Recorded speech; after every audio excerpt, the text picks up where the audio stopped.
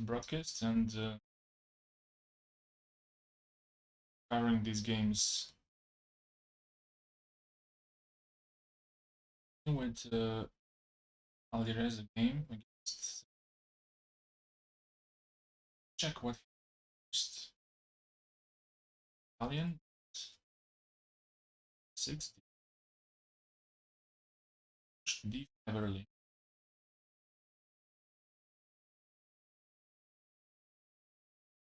Black has reactive game, then of just d6 and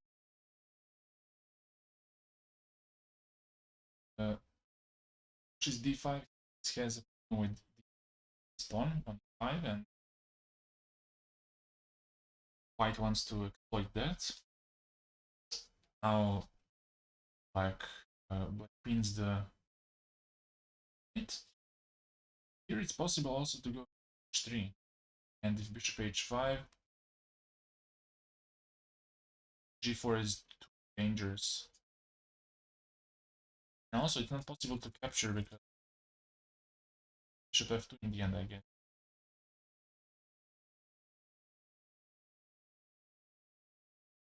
Or maybe bishop f2. It's rook f5, I guess.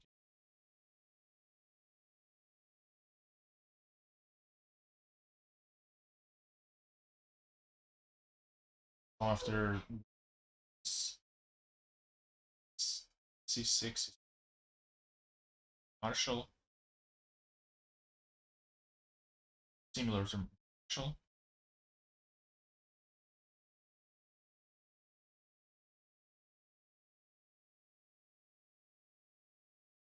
And it seems like has because of his white's weak. Also next. Also, it has to be careful. Instead, he wanted just to play like d2 and knight b6, h3 first. Bishop h5 should be. Here there's a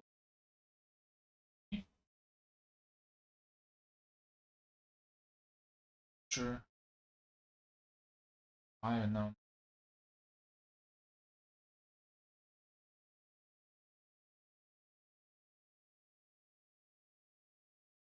This is played plenty of time.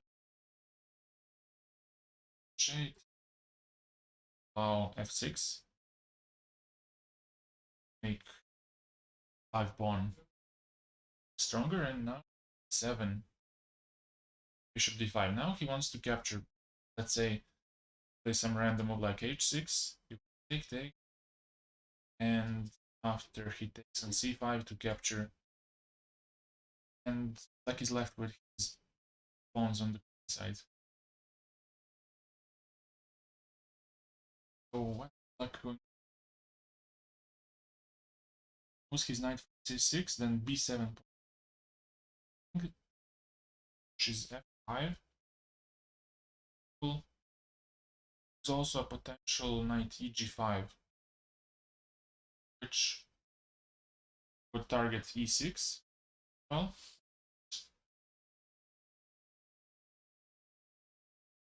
not be so good.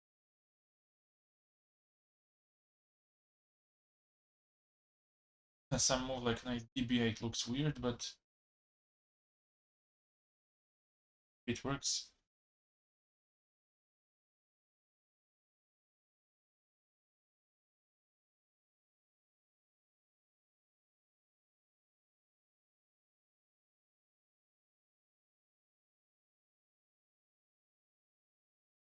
What can I? So just go for f6 and dare white to take on c6. Still, if that's this, black has issues with his doubled c pawns, and again, 3 pawn is weak. maybe that's the case. These exchanges.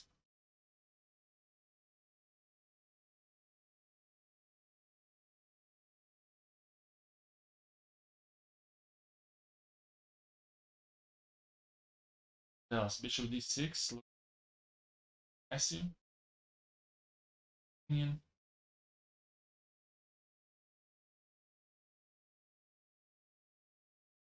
Also, allow this.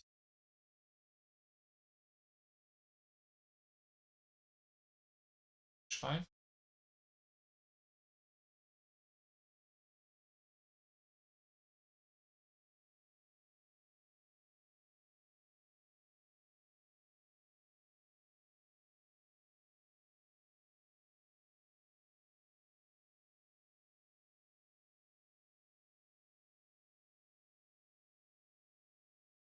Bishop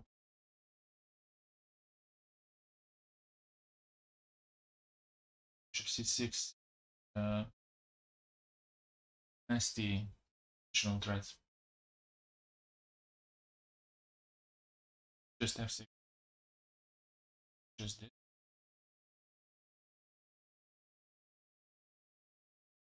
Solid.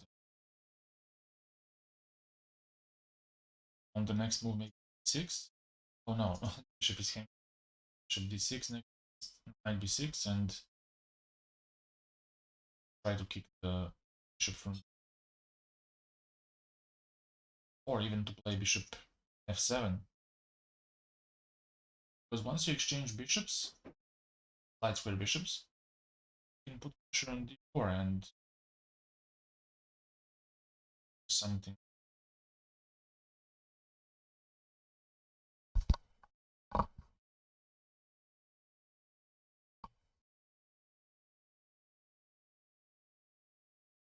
Okay, let's switch to the next game. Maxim Vasyl against Alexei Shirov, and Shirov again played. I think the same Rui Lopez variation as yesterday. Let's just check it. This bishop c5 a4. He believes in his knowledge of this particular line. a5, bishop a7, and now h3. Bishop b7, bishop b3, everything like games against Šarić and Yesipenko yesterday. 94, knight bd2 now. Now there's a slight change.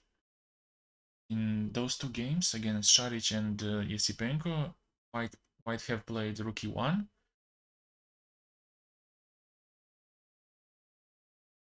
And Šarić Shirov took, played d5 against Yesipenko. Maybe I'm mixing this up.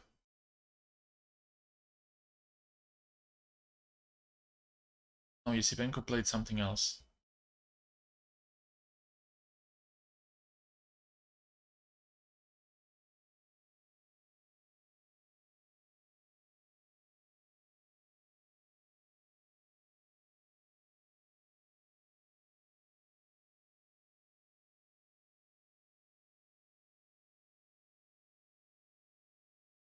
But here MVL played knight bd2. And Shirov took e, and knight d2, queen d2, castled.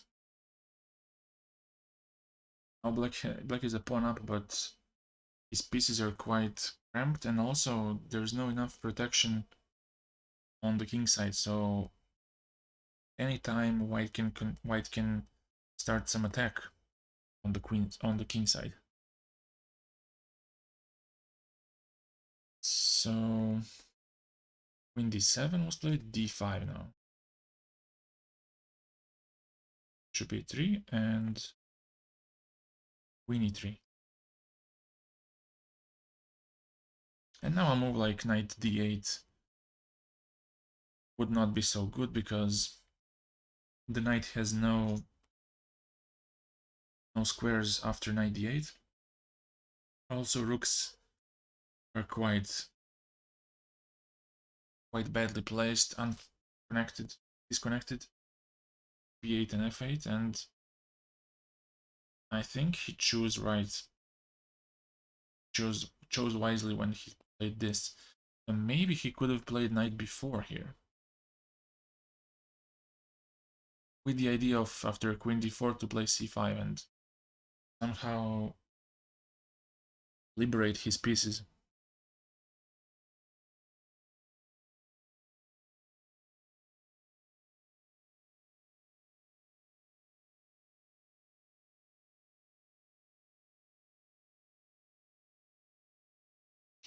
But he chose to give up a pawn and in return to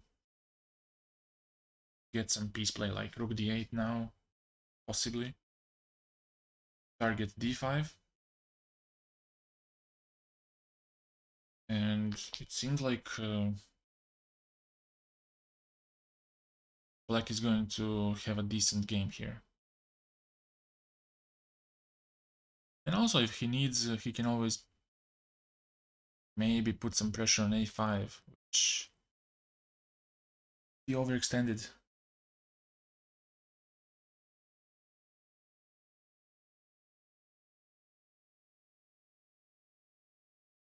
Let's check Fabi game against Vandilius. They're Rosolimo. Oh, this is nice. With e6 and knight d7. g6, c3. Bishop f takes and d5. And now Grandilius chose to take. It seems more logical to me to play e5 here, to be honest. And you're kind of playing a French. But I think here white has a good play. He can continue like this, and black has to play f6 at some point, because if he doesn't, then white is going to just crush white with some moves like g3, h4, h5, and slowly building pressure on the king side. And after f6, probably takes, and bishop e3. It looks like some kind of Tarrasch French, which I like for white, because black's structure is slightly shattered, and white has no obvious weaknesses. d4 pawn is not a weakness because it's well defended, and I think at best black can try to push to go for e5.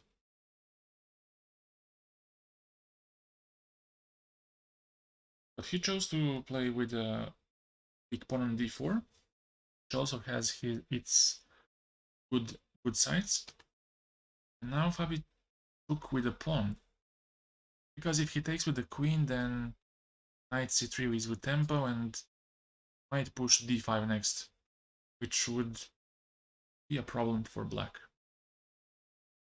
In case of this, maybe d5, and after capturing, knight takes.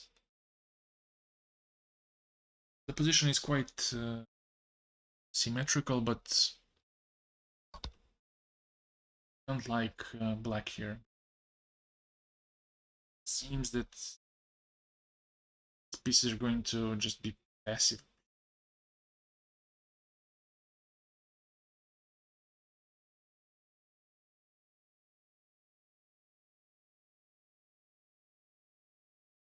So instead, Fabi chose to take on d5 with the pawn, knight c3, and now castles. Bishop e3, bishop e6, knight a4. Getting towards c5, but I'm not sure if he wants to play it immediately, or he wants to play rook c1 first.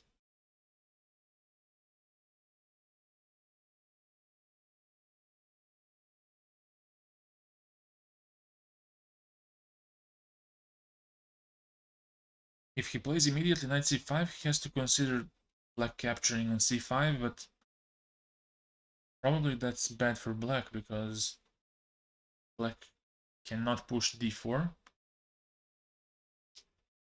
And it's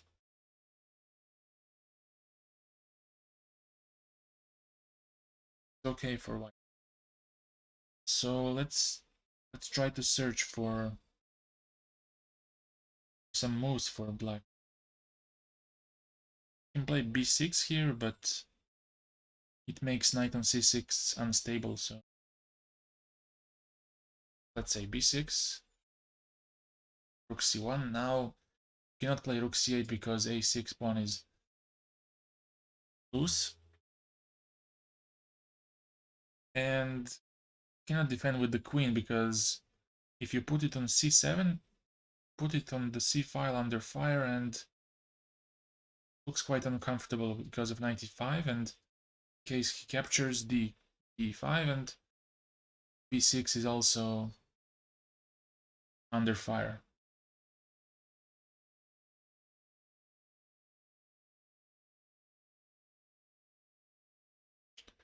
So b6 doesn't look really solid. Because after rook c1, maybe bishop d7 is the only move that keeps the position going. But now I see that this might be a problem because of double attack on d5 and b6.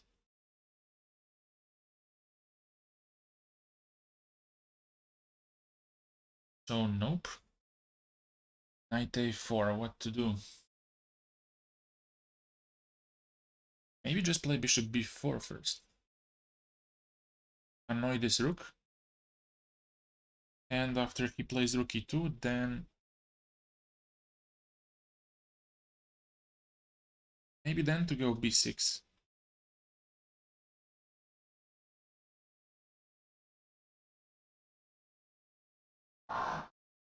Don't know, maybe like that. Or in this variation which I mentioned before, this and bishop b4. And in case of rook e2 or rook d1, let's say, then to defend like 90. Oh, nope. How to defend this pawn? 97 maybe, but looks quite clumsy. 95 would be strong, I guess, because if he takes, then queen b4, and I'm targeting b6 while still attacking on e5, attacking this knight.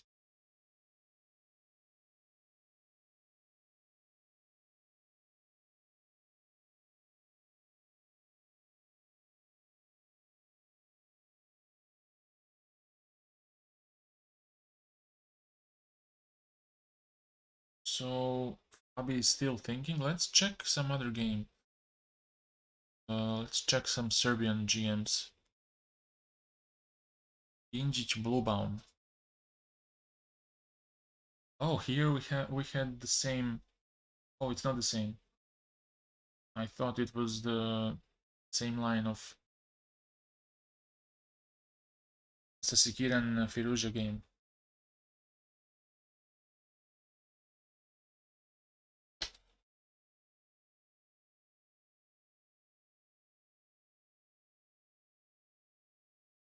E5, but it's almost the same. Takes, and bishop c4. Oh yeah, we have the transposition into this one. Now b4 was played. Bishop e7, knight d2, 6. Stop b5. Because if white gets b5, he can take on e5. So he does this, a4, and bishop f5. Targeting d3 and queen c2 now. And the pawn, and also maybe he didn't want to do this because of bishop g4. And also knight h5 with knight f4 looks also very good. So he said, let's avoid this and played queen c2, knight d5 and knight e4.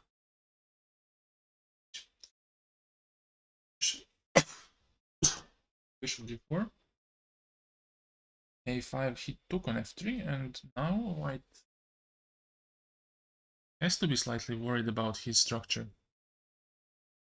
On the king side, bishop d2, rook a d8, and queen b3. Hello, Daka. What's up? Nothing much. I chose to commentate on this Grand Swiss, which is playing in Riga now. And we'll see how long will I endure this.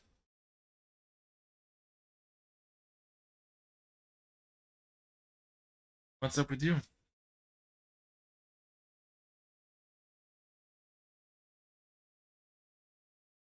Let's check out Ivic game. Ivic. Oh, Kamer against Ivic. Nice. Sicilian. That's some kind of... Oh, it transposition. And we have a neither. But now Kamer plays a3, which is very rare. I think Fabiano played it once.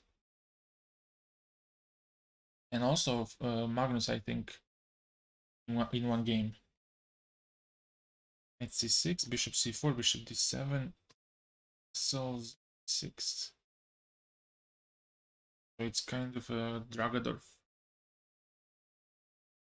3, bishop g7, h3. It doesn't look very ambitious by Kamer. Castles, rook e1, c8, bishop a2.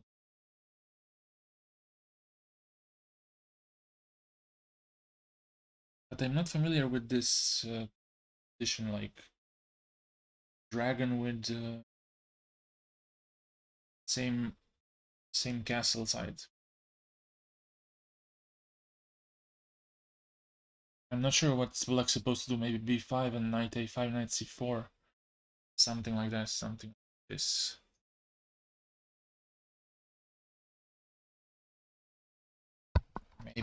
Maybe that's a legit plan.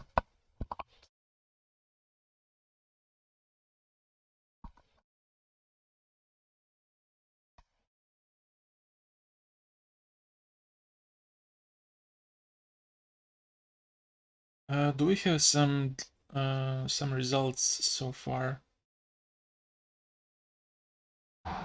Because in previous rounds we had some quick draws. Usually it's between compatriots.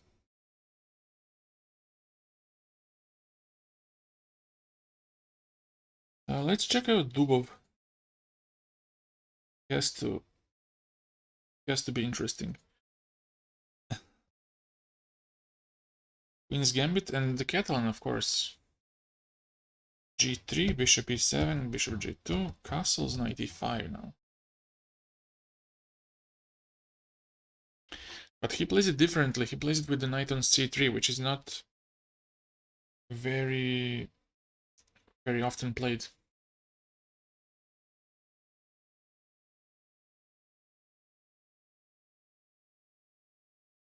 And now he plays knight e5, which is a rare move according to Lichess database.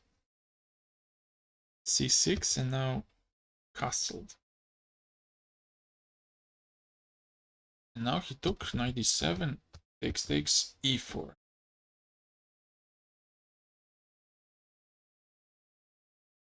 So he must have prepared something at home.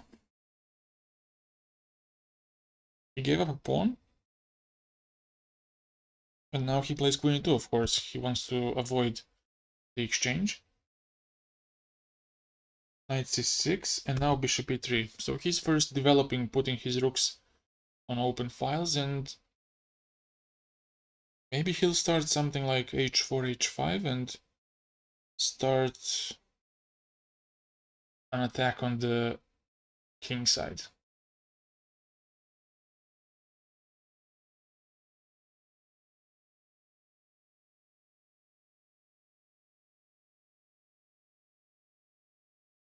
I have no doubt that Dubov has something in under his sleeve, so... But the only thing that makes sense here for me is to go h4, h5 and queen g4 at some point.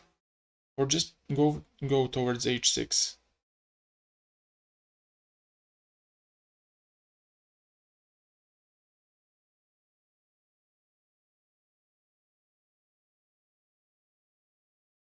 Or maybe to first provoke g6 by playing queen h5 and then... Or to provoke f5, something like that. If he tries f5 immediately, is that so bad?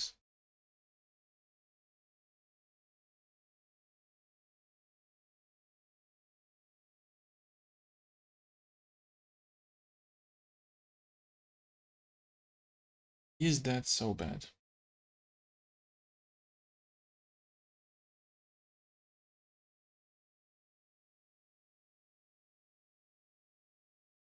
Maybe white can switch to positional chess by taking on c6 and going bishop f4. Something like that, but I'm not sure. Maybe after bishop b7 he can play c5 and these light squares look pretty vulnerable. But again, you can always push f3 and get out of danger.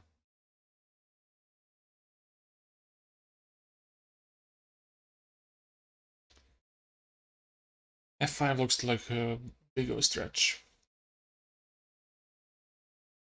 Big stretch.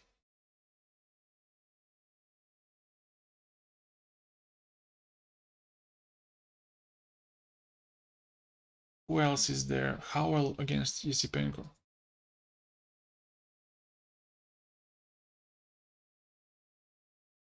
Howell plays Reti-like. Oh, double fianchetto, nice.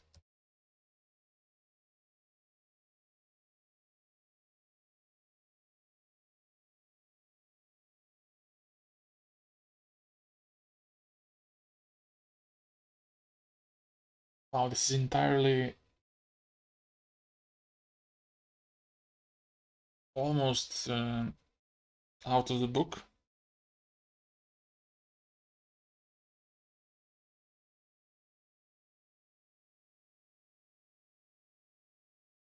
So here maybe he can play knight e2 and if rook c8 to go to f4. But even then it doesn't seem like a big problem for black.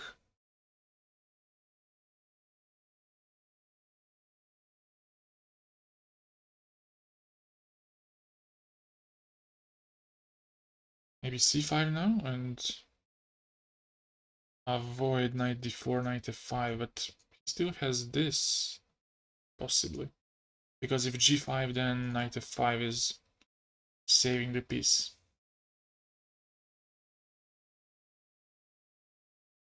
Let's go back to Firuzia against Sasikiran. After bishop d5 he played f5 and now after this this looks very dangerous for black. At least very suspect, because now 96 is a strong threat.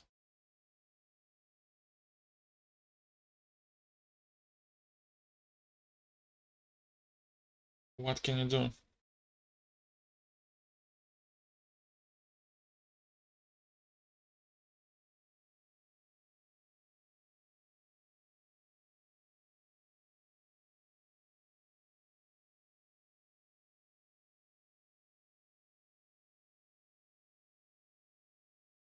What can you do here?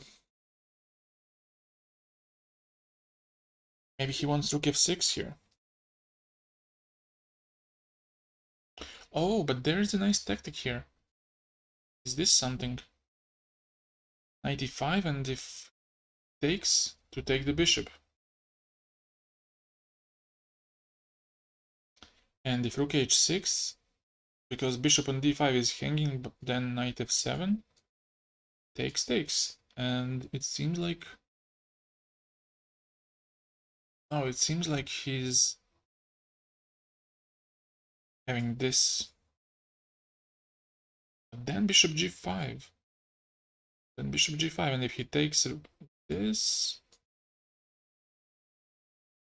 I don't know what is this position.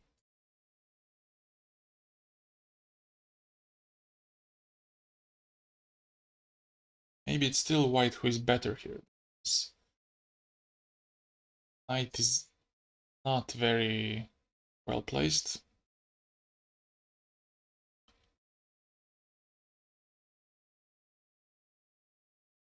Here, so after this, 95 takes rook h6. I need to find something better.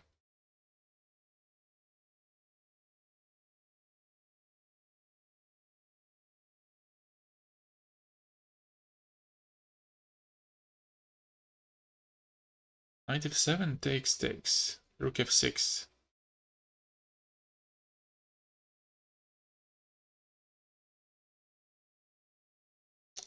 Can I avoid this bishop g5 rook f7 variation?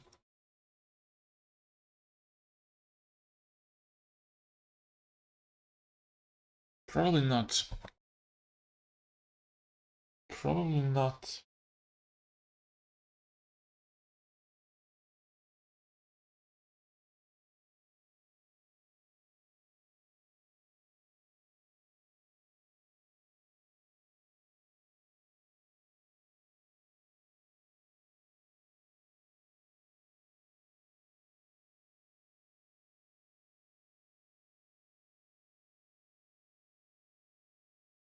Oh, what can I do here? What can I do? Knight h7 looks okay.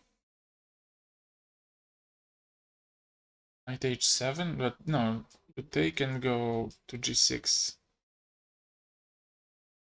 Maybe g4, but I don't know. Takes, bishop f2. Looks quite bad. Ah, maybe it takes and bishop e4. And now rook has to cover, because if king h6, then this is checkmate. So this, and here I guess that I can even capture, because if this, king g2 takes bishop f5, king f6, you can just take, and this king looks quite bad in the center. Quite unsafe.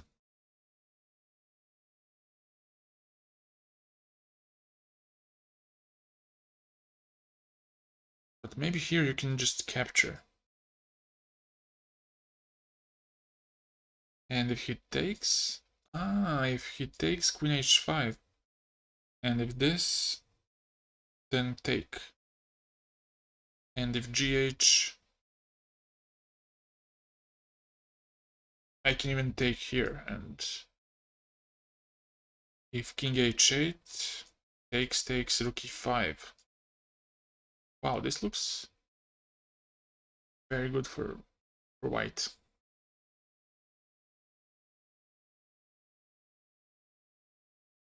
Because now if he takes, I can take and take the bishop on the next move. Maybe this is the point of whole knight g5 idea by Yuzia. Not knight e5, but knight h7. And if king takes, of course, if he plays rook f6.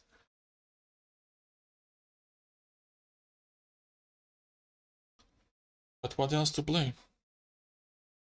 If he moves the rook to f8, then knight f7 might come, or even worse, bishop f7. Because if he takes, then we have a fork. So it's not good.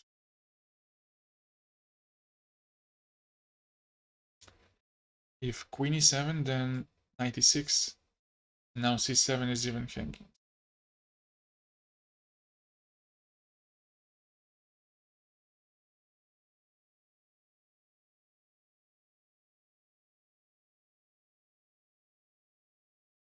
And also d4 is an option. I forgot.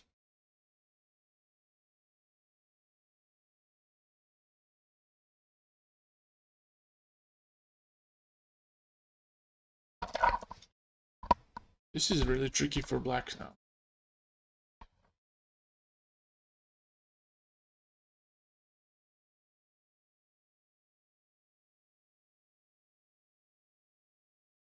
Knight e5 is a threat.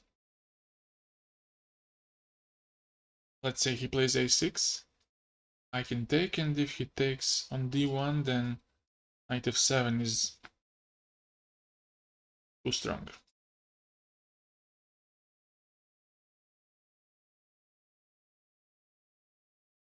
And in the end, he'll take on c6 twice.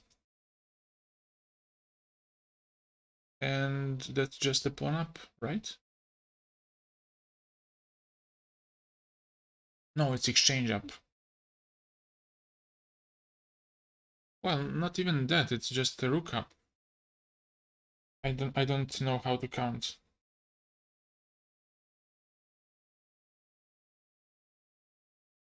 So this is a big trouble for black, in my opinion. And also I see on Leech's chat that they also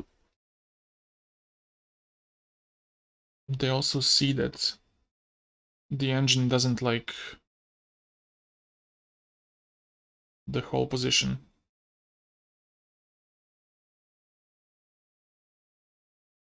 Let's go to Vashyela Graf Shirov. Rook bd8 was played, so he targets this pawn.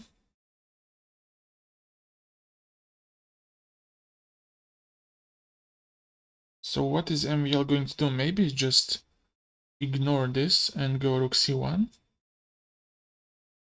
And if he takes to capture on c7.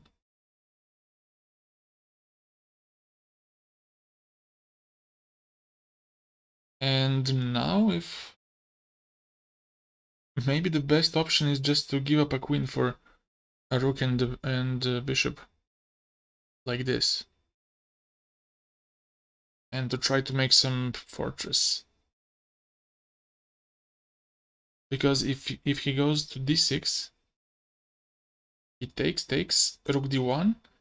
Now there's this annoying pin on the d file, and now you cannot defend the bishop like this because of rook d5, and in the end weak back rank issues are decisive. You cannot capture the bishop because of checkmate. So after rook c1, maybe he had in mind just playing c6, exchanging the d pawn for the c pawn, because in this case you cannot really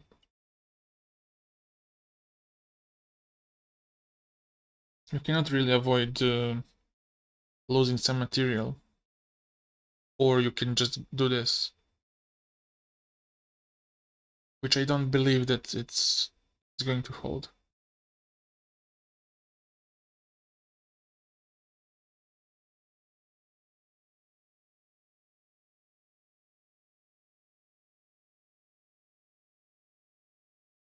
So I guess after rook c1 he would play c6.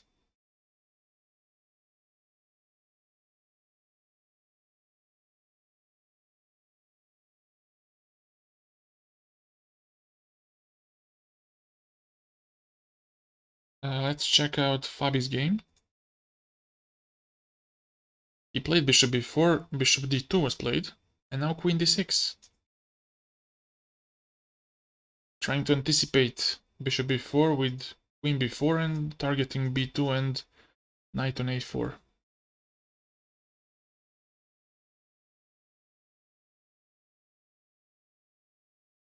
So I guess that here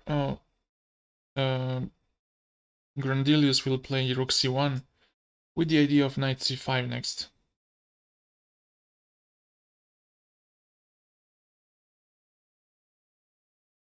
It looks good to me.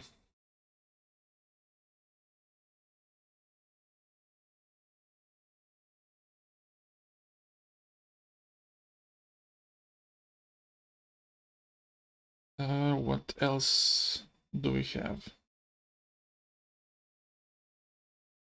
Oh, we have a draw in Deak versus Krivoryuchko. And what happened? Let's check out. Anti-Berlin was played.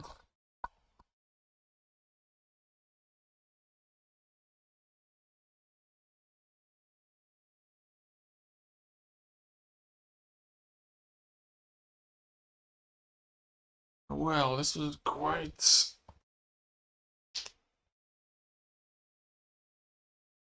straightforward draw.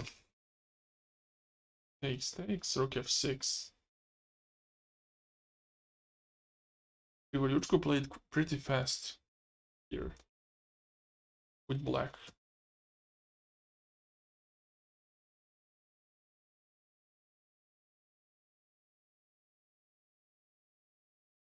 And it was really not really an entertaining game.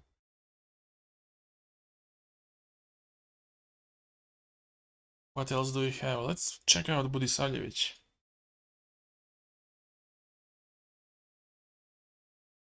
On the bottom of the table of the pairings.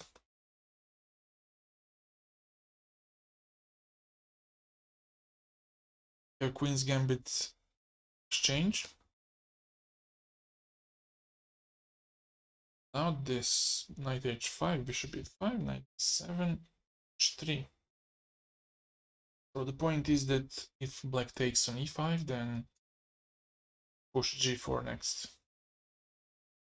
And maybe even go for an attack on the king side.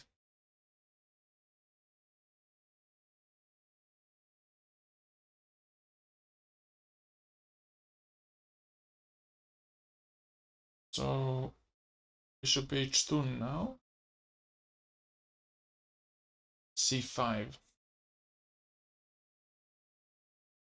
dc takes knight f3. I don't like that this is giving up the bishop. I think this is much better. Because in case of c4 now, bishop f5 would be okay in my opinion. Now the d5 might be weak and castle and go for e4 next.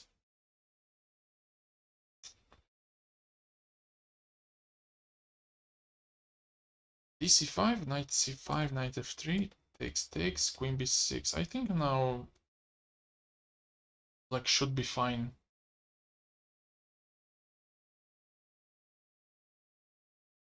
fc1.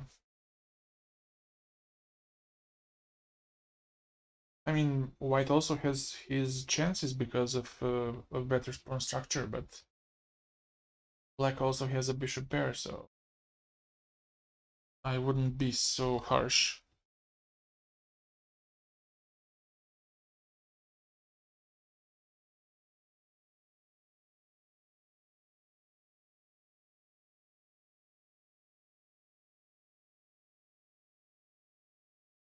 Okay, let's go back to Indic game against Bluebaum. Where is he? Where is he? Where was I last time? 95, queen, 94, bishop g4, takes, queen d7, bishop d2, rook a d8, queen b3, knight f4, takes. Oh, this looks a bit scary for white to me. e4, queen h3, and now rook fe1.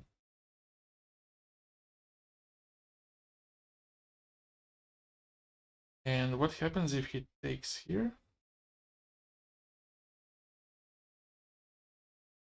Ah, maybe he wants to play queen d1 and exchange queens?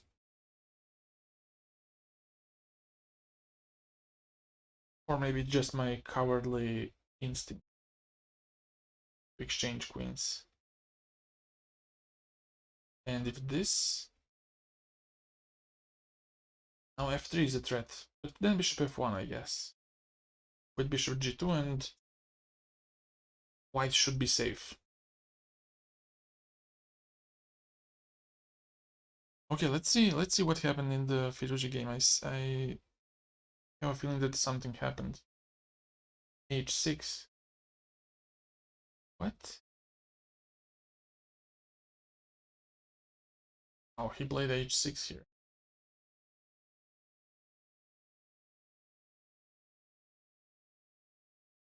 And what happens on this? Don't get it.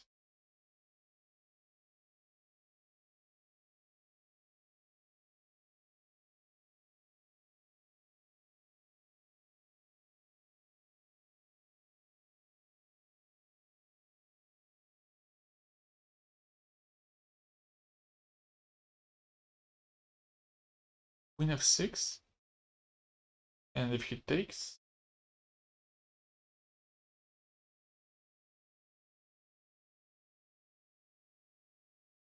still don't get why he was doing this.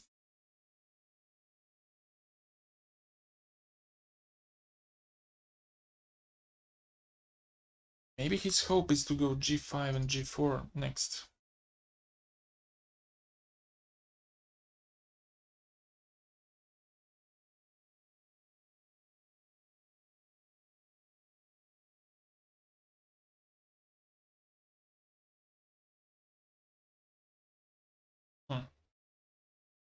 I don't know.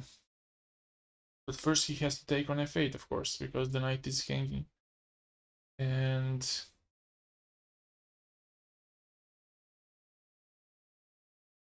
it seems like a dead lost position.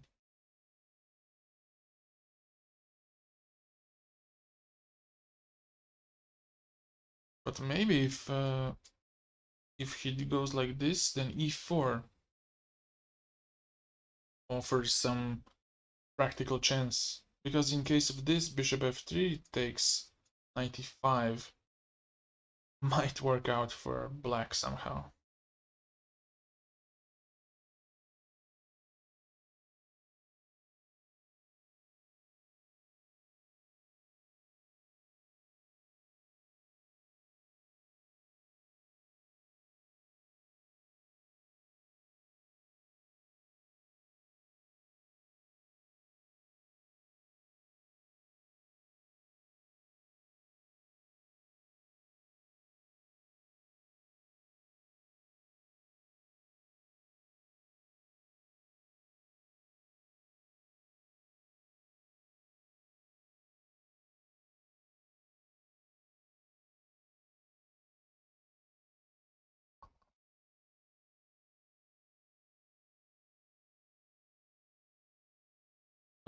What can you do here?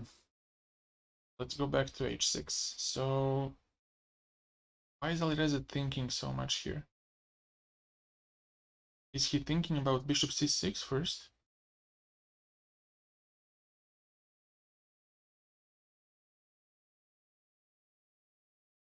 Maybe that's why he's thinking so much.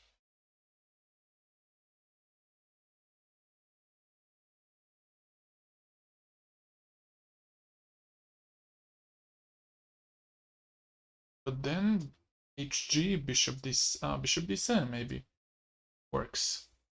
And if this 95,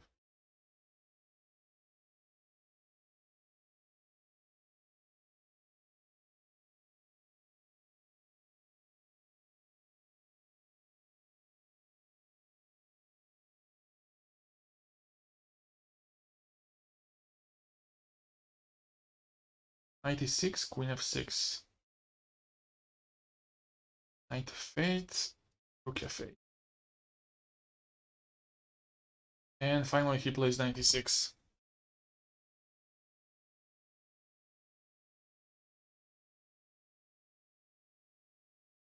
Where does the queen go?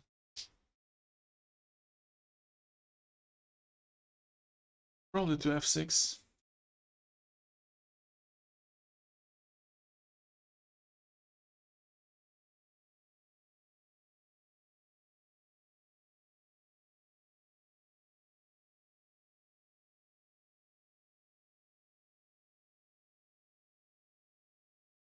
And takes, rook f8, bishop c6.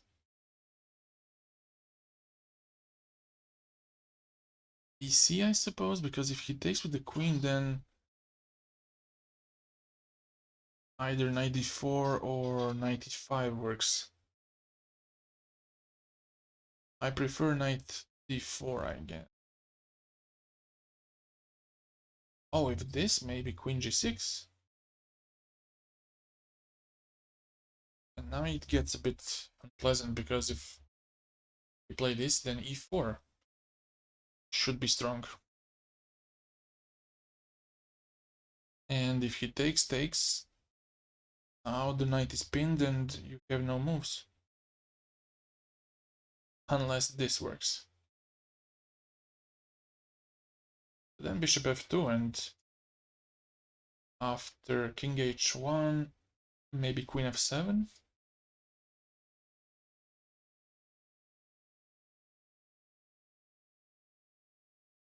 And not queen h7, bishop h4. Bishop h4, and now black is winning.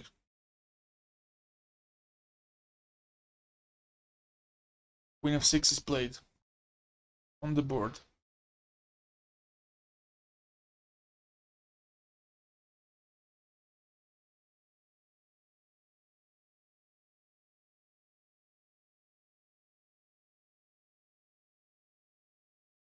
And what to play here?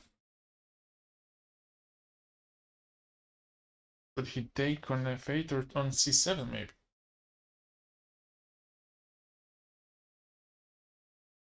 I'll probably just take the exchange.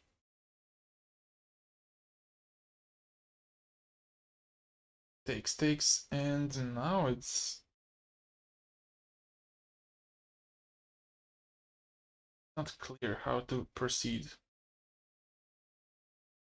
Because like I said, if you go something like queen b3 or queen a4, then e4 might be pushing this knight away and creating some problems for white. After this, knight goes to e5, some potential sacrifices on f3, I don't know. It might end up being somewhat dangerous. Oh, but here d4 should be fine.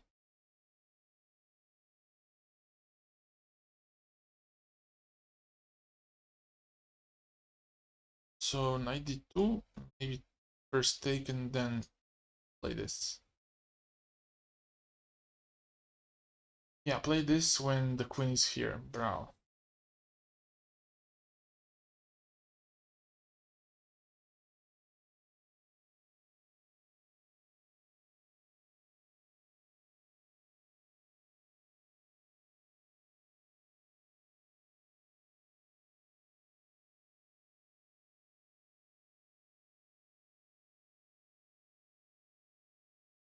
Okay, let's go to this game. Rook ac1, rook e8, takes. Now black cannot capture on d5 because of back rank again.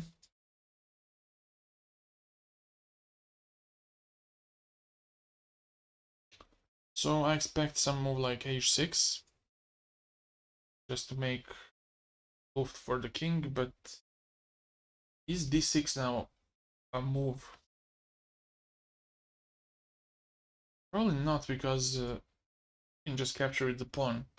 My idea was if d6 and takes, capture, and on rook d6 to go rook e8 and then capture on f7, but he can just capture with the pawn.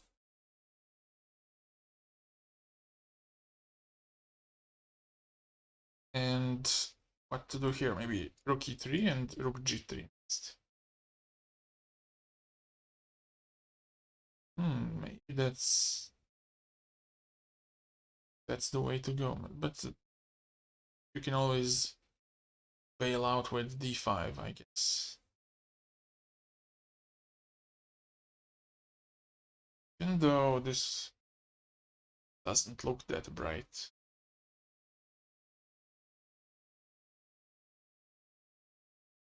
No, this allows too much.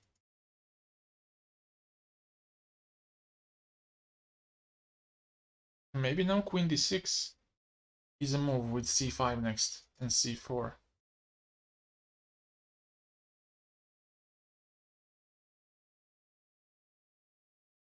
Using the pin on the d file and trying to block with c5, c4 to block the bishop and then to capture on d5.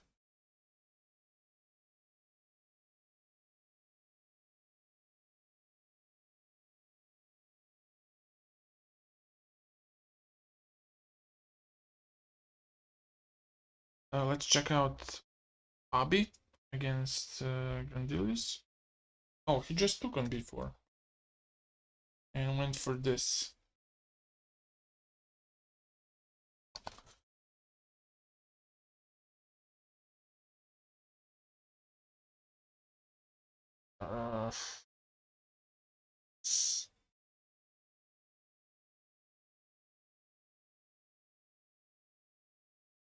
I was displayed.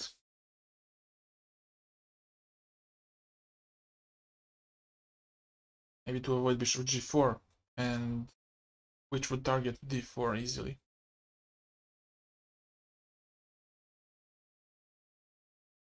So he stops bishop g4 and exchanging the knight.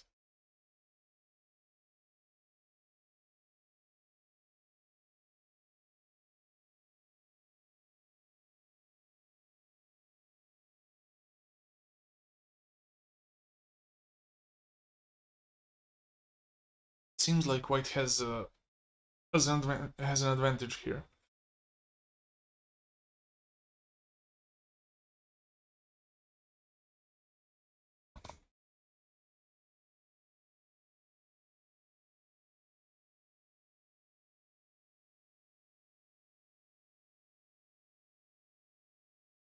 Let's see what happened in the game. Keimer Ivic.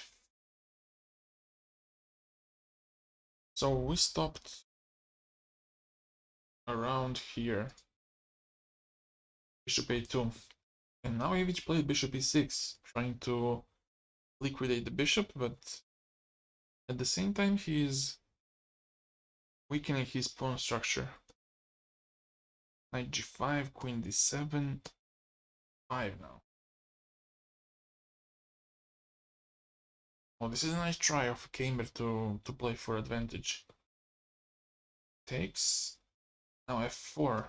Take on e6.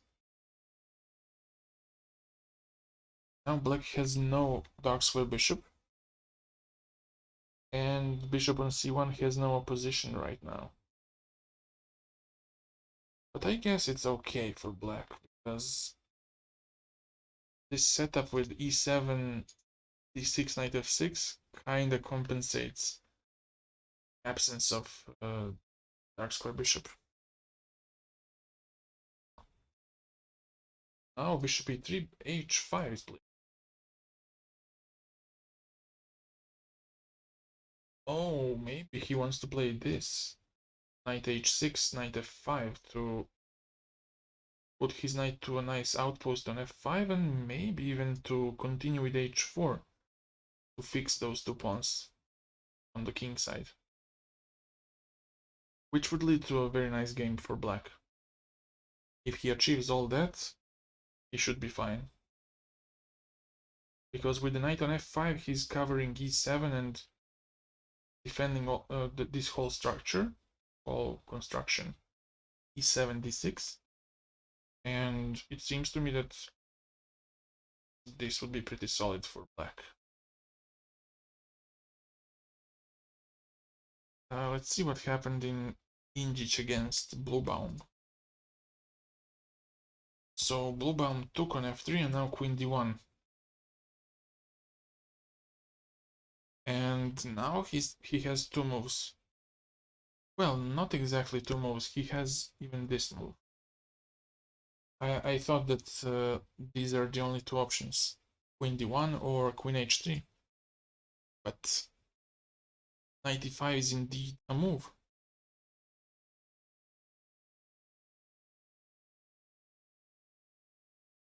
But on knight e5, I think just queen e2 should be fine.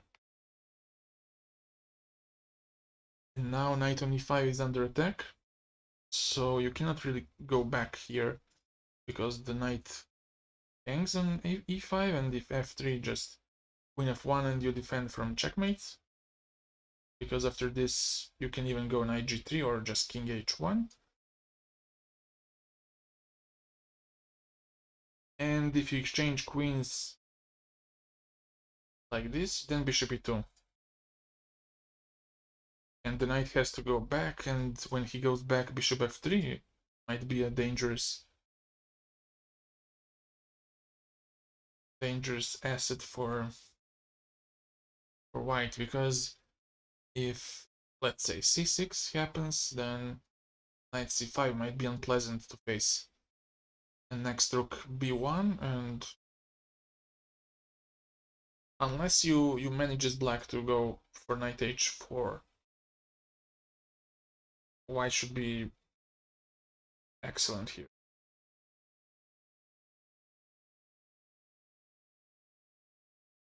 And if he tries this,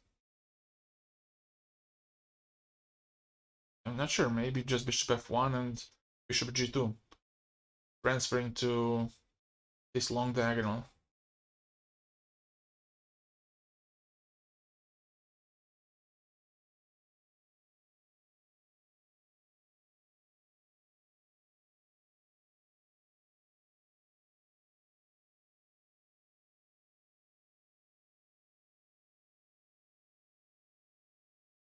Let's check Aronyan. His tournament is not so well so far. He played either knight d5 takes knight d7.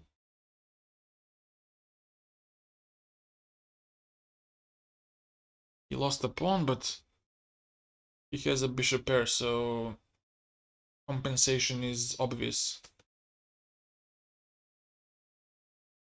Knight b6, queen f2, c8, f4. Trying to open up on the king side. And of course, if he takes on f4, there's this oopsie move, bishop f6, and black should be lost. Should be lost. Knight fd7.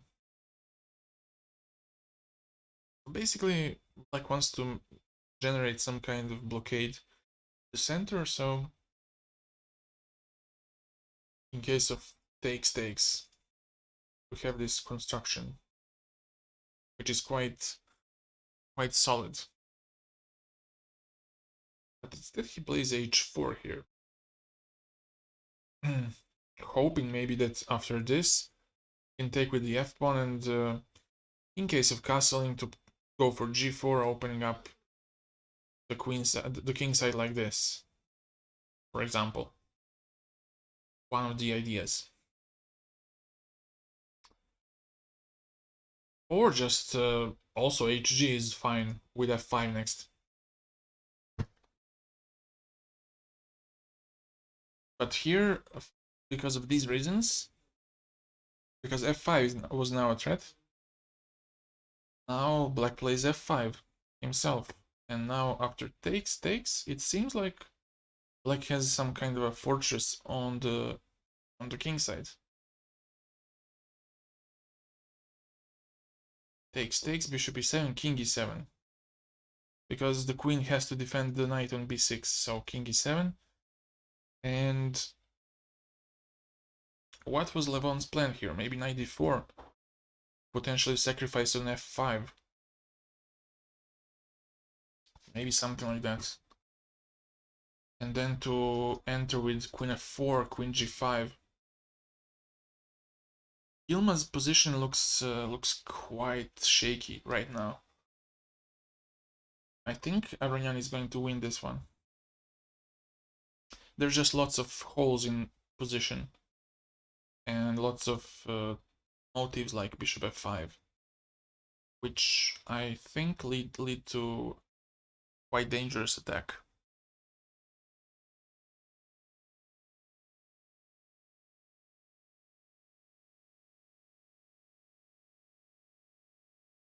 We'll check it out later. Who else is playing? Let's check out Dubov game. Do it. So we were somewhere here, and queen e2 was played. Knight c6, bishop e3, knight d4 was played. Now Dubov took on d4. Takes, rook fd1, queen b6, rook ac1. Now black has issues with developing his bishop on from c8. Because if he tries with e5 now, allows knight d5, and if this knight f6 or knight c7 is even better. Because it attacks the rook and the queen. Because if you go knight f6, then bishop f6, and this might be even good for black. Because now bishop goes to e6 and gets out. All black's pieces are good, but here after knight c7, then it's just not feasible play. Feasible. Rook ac1, g6, and now g6 always invites h4. And now, what happens if h5?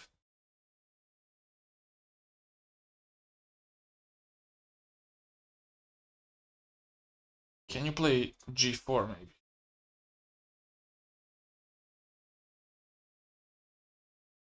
Can you consider this as a move?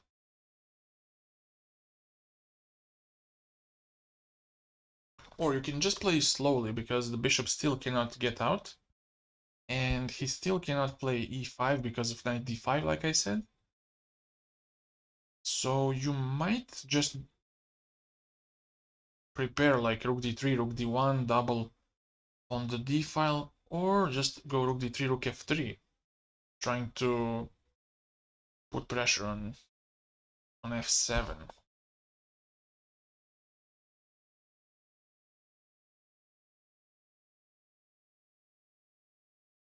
But first question is, what is black going to do on h4?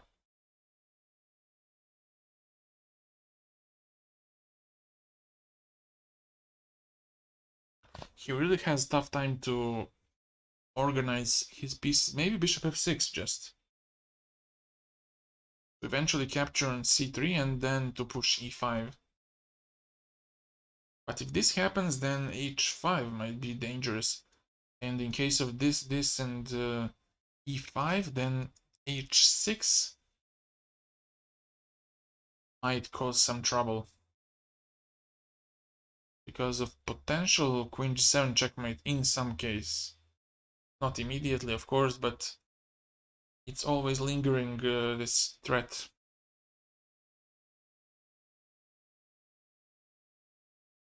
And black has to be really careful in this situation.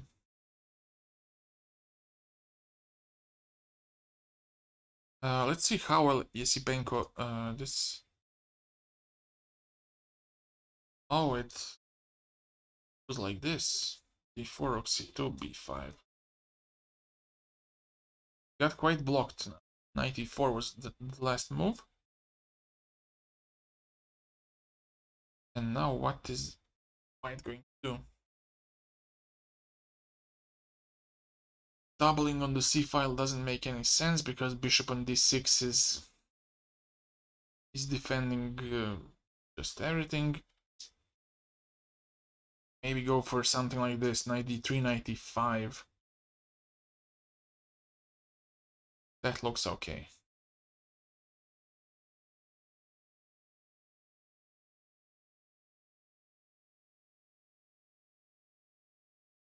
Okay, let's go back to the board one. Queen f6 was played, and now Firuzia is thinking a lot. But I don't know what exactly. Maybe he considers knight c7 here.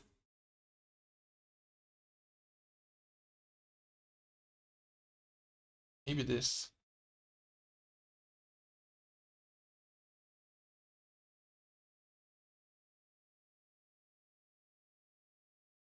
Let's see, MVL. Oh, should have played queen d6. He listened to me.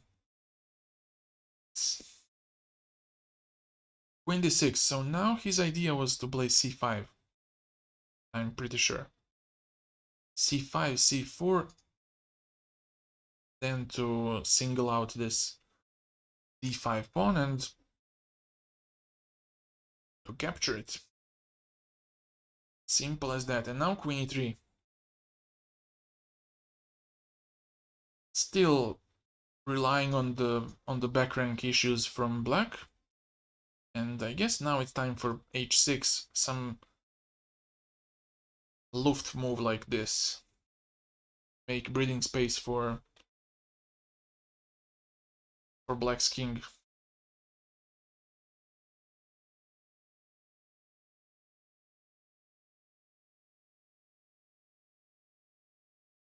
And then maybe to go queen e7 on h6. Because if he takes queen c7, I'm still concerned about this pawn on a6.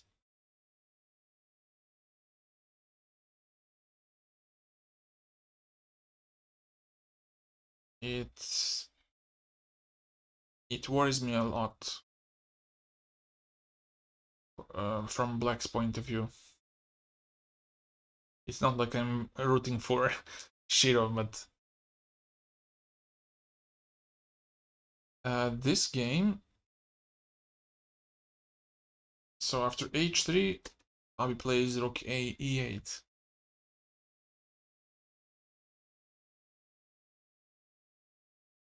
Wait, isn't this something similar to the game between Abi and Pang Hao from the candidates?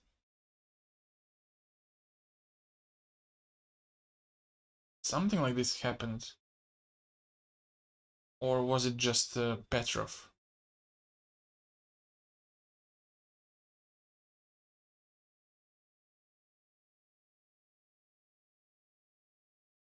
No, I mixed up something.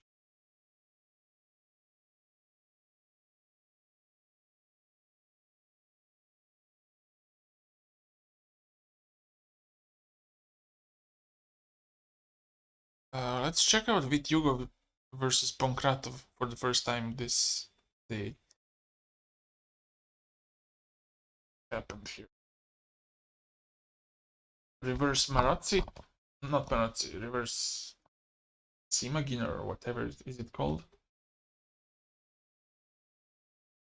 And we have something.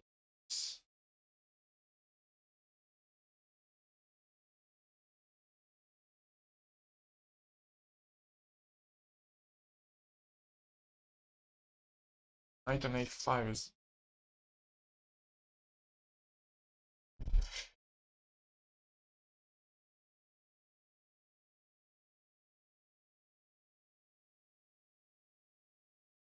And Oparin here played queen a5, trying to stop h5. Bishop f3 probably prepares h5 next. And also maybe knight d5 is coming next. Who knows?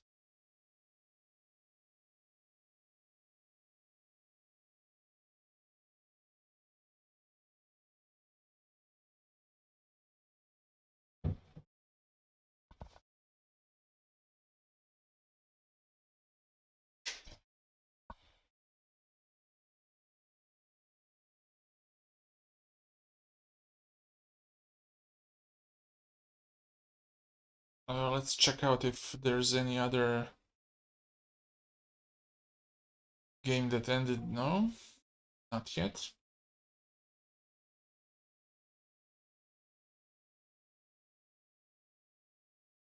Let's check out Šarić.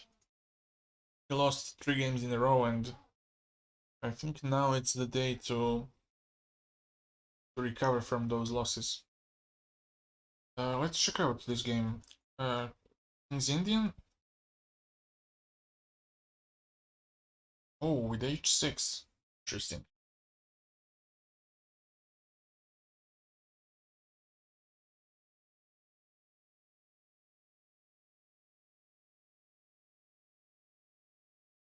Knight d7, bishop f1, rook e8. Rook b1 and now a5.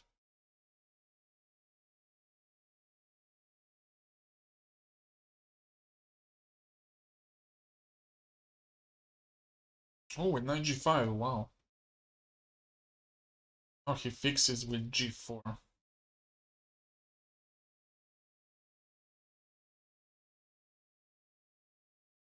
I think black has good chances here. Because this knight on b3 is really annoying and can at any time go to d4. But also I think it's vital here on b3. Blocking the b file and potential break with c5 is not so dangerous like without the knight on b3.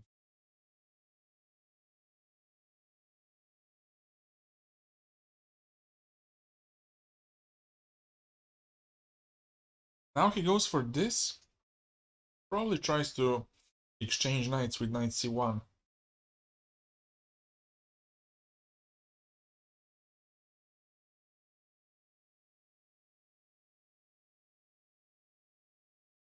And after this, white hopes to open up on the queen side. If let's say he plays f5, this takes. Next is going to be c5, maybe take on c6, on d6, or play c6. Maybe c6 is even better in this case. But also, I think black has a good chance to create something on the king side by queen f6, king f7, rook h8. Maybe it's too slow, but the idea seems healthy. But of course, ideas are just ideas if they're not realized. Because if king gets to f7, you always have to worry about c5, cd6, rook c7, which would make the bishop quite vulnerable.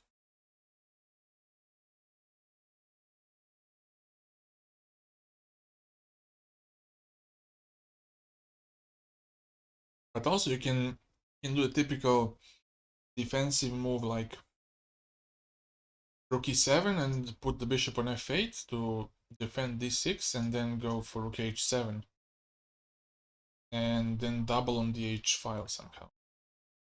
But even in that case, even if you achieve all that with black and you take on h2, that's a small price that white's gonna pay.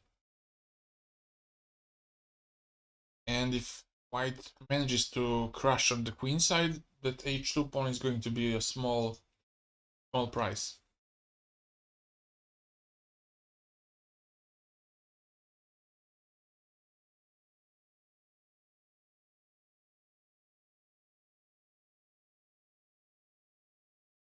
Knight and now I expect f5. Or maybe not even that to lose time. Maybe just bishop f6. Then king g7, this, queen g8.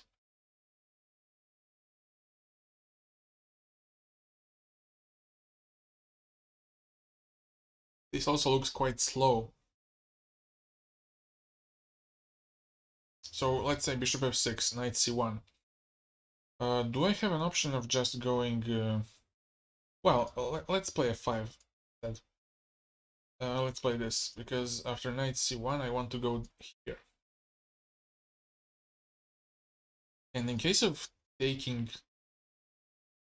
and going here, I want to play queen f6 to defend d4 and maybe to prepare c5 next.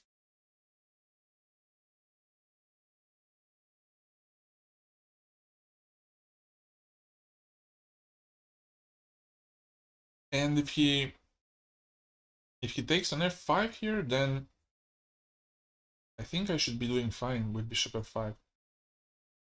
d3 next.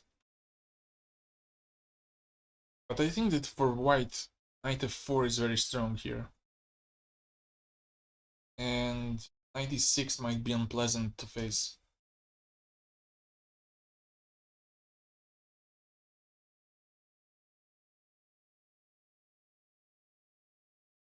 Again, a move like rook e5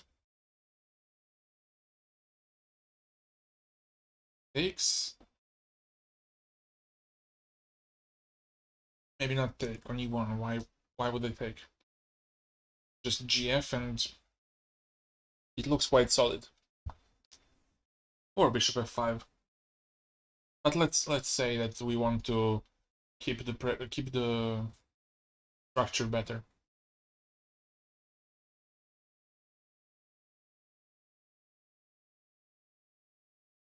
Maybe this, and after that rook e8, queen f1 maybe.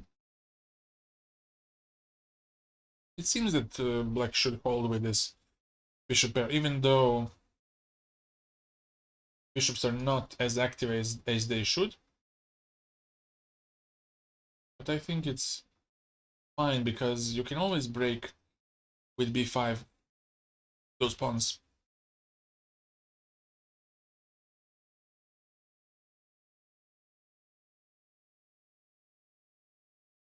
Okay, let's go back to board 1. Firuzi against Sasekiran, and now he took on f8, finally.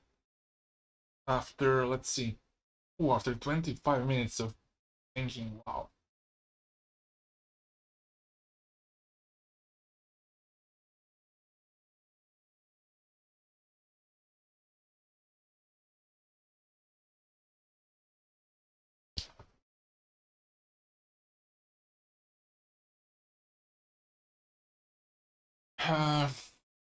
I suppose that rook f8 should be the move, and then we'll see.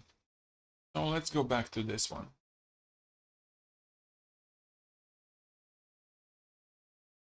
h6 was played, and now rook d1, bishop c8. Now he gave up from taking this pawn on d5, and now he wants to get his bishop better. To get it maybe to f5 and to help his king by putting it on the king side.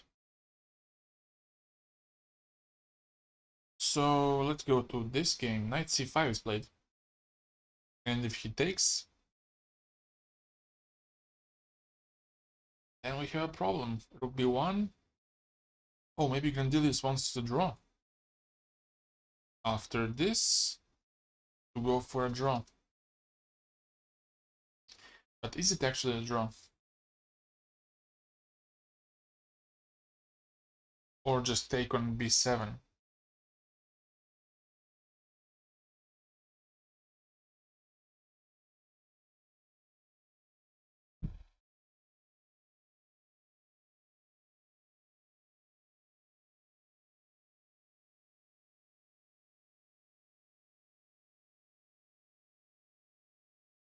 Okay, what do we have here? Let's go double.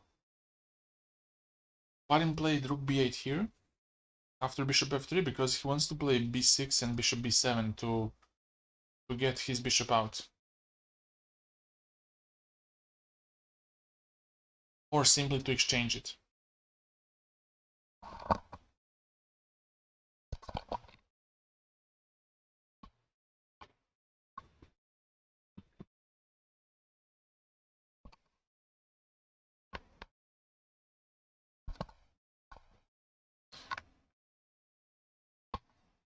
So what's Dubov going to do?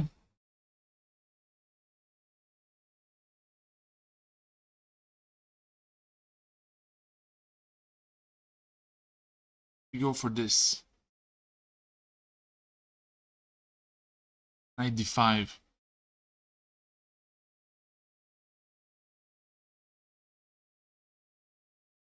If this happens and he captures,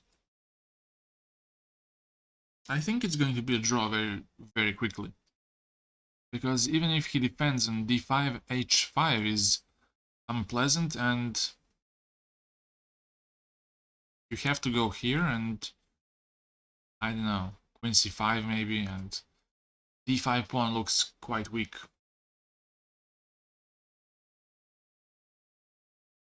But you cannot capture on d5 without some exchanges, so in that case, knight d5 should be leading to a draw.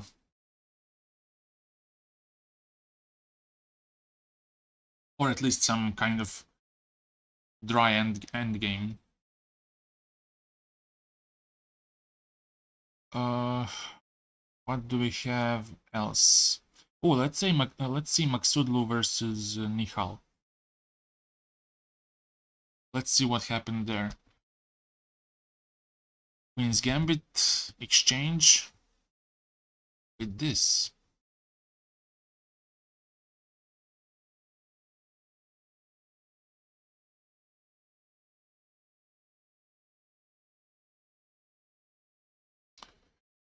And knight c5 now.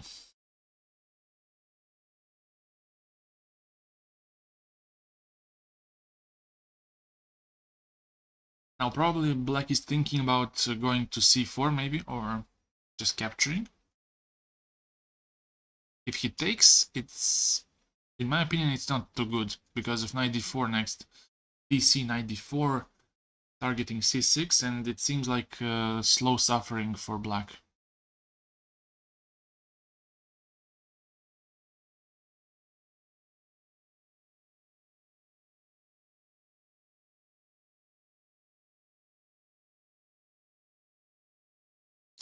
So maybe he just wants to play knight b6 and to go to c4. But in that case, I don't know. I'm not sure about this variation. In case of this, does f3 work? Knight d5, targeting e3. Might work out for black, after all.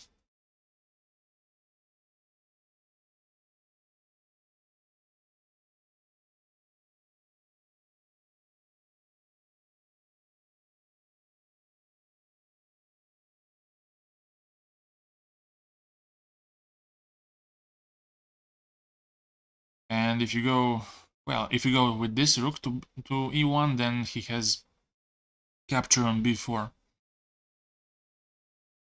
But is it that good? I mean, queen b3 and fe next.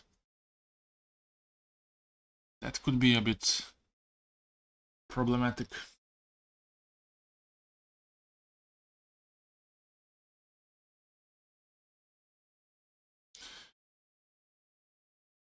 Maybe knight f6 here, but just take.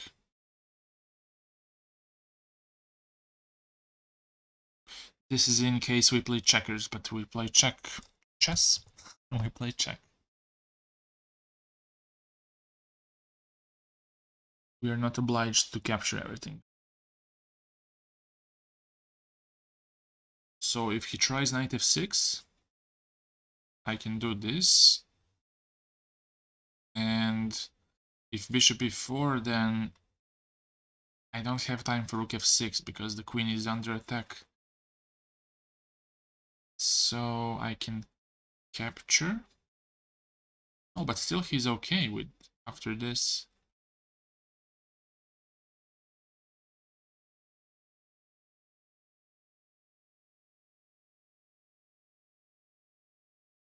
He is okay.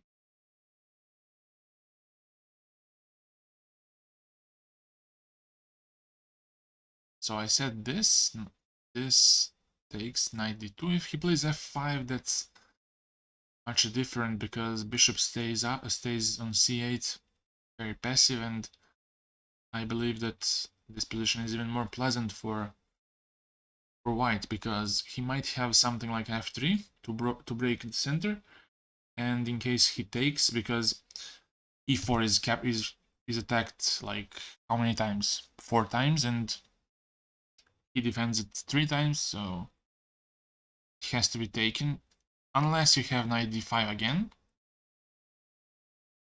But again, you can play this.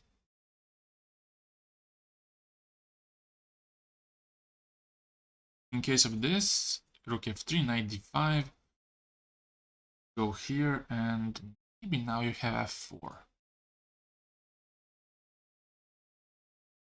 And in case of e4, to go to e3 and play g5 next.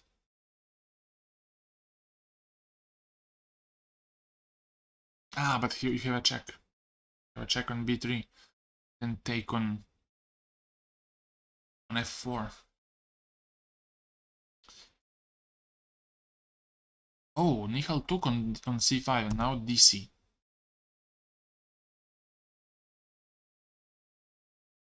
Probably he saw something. He saw something that I didn't.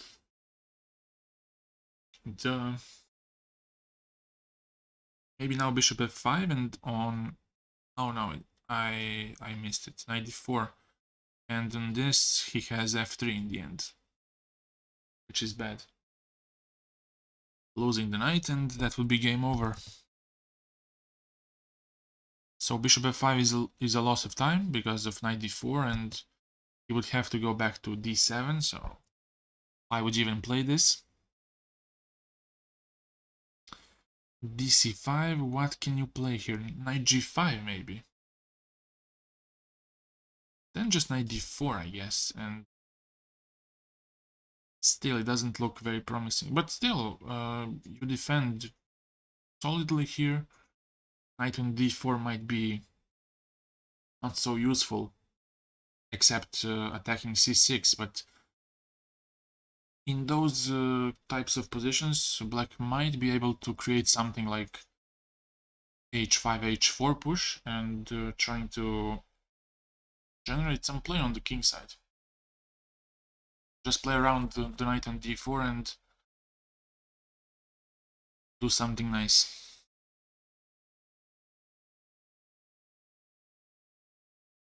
Let's check out Budisavljevic on the board 54. Let's see how it developed. Bishop d4, queen b4, rook fc1, a5, a3, queen c4, queen d1, because he wanted to straighten his pawns in case of the exchange and have a nice game because he has a bishop pair. So Budisavljevic, rightfully so, plays queen d1, and now he wants to play knight e4 next, with ruining the pawn structure for black. So black tries to escape it by queen a6, and now a4. Going maybe for knight b5, knight c7. Yes, and also he wants to exchange these two bishops. If he manages that, I think he is on good path to convert this. Because then he can put his knight on d4 and he will be unopposed. He won't be targeted by anything. Rakoto Mahara plays rook ac8. But now I think just knight b5 should be fine.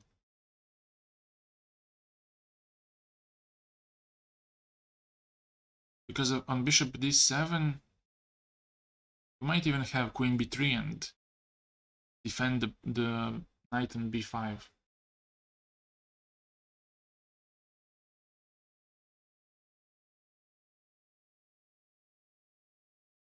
Rook ac8 was played, so let's check out Injic. Injic takes, bishop f1 was played, queen h4, bishop g2, and now g5. Black is extremely aggressive. He wants to play f5 with rook f6, rook h6, targeting this pawn. But it might end up being bad for him because even if he achieves that, in the meanwhile, white can do so much with his pieces. And even if he takes on h2, that's only one check. King f1, and if he doesn't have a follow-up after that, it's going to be pretty bad for him. Now Indich plays b5. Really interesting move. My guess is that after ab he wants to play a6. And to get something like this, to force him to go to b8. And I don't know, maybe knight f6 to achieve that. Maybe not. Maybe something like rook a7 even, to force rook d7, and then maybe just to continue with queen b3 and targeting those weak pawns.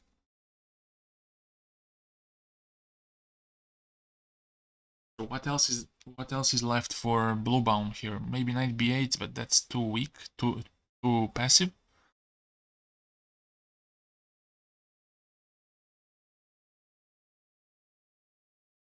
If he goes back, there's also a nice move like knight g3. I guess. I hope so, because if he takes, my idea was take with the f pawn, I guess, and then to capture the bishop on e7.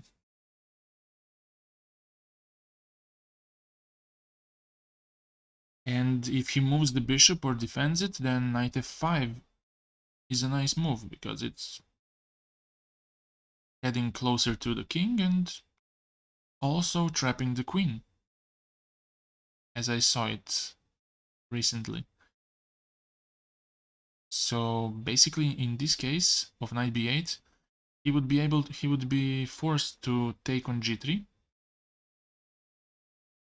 and then it's a question if hg or fg is the best. Go back and rook e7,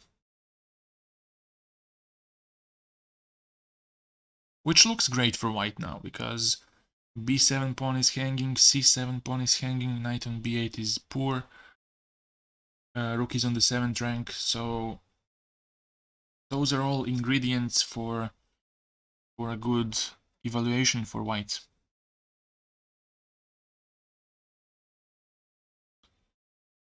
So what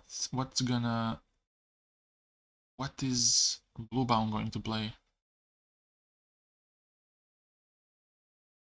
But wait, was he able to go knight g3 immediately?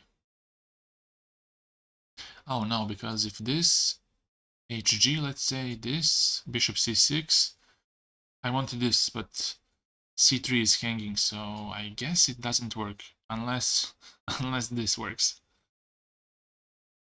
But no, he takes the rook, king g2, and queen c1 defends the pawn, or just queen d4 and cover.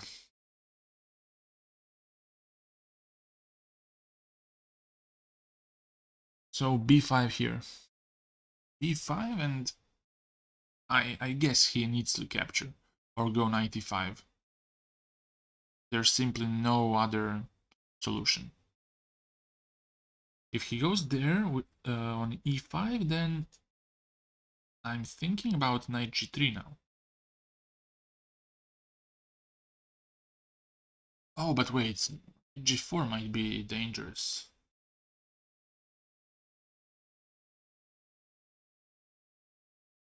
Knight f5.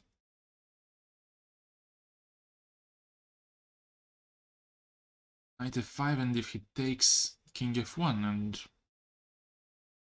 you're gonna lose your knight or a bishop on e7.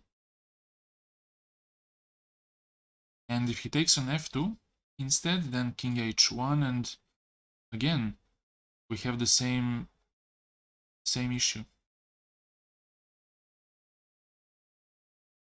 Also, what's worse for black is that knight bishop on e7 is gonna hang with check, so that gives a lot of time to for white. Also, he cannot bring back his queen to h4, which would at least create some threats to white's king.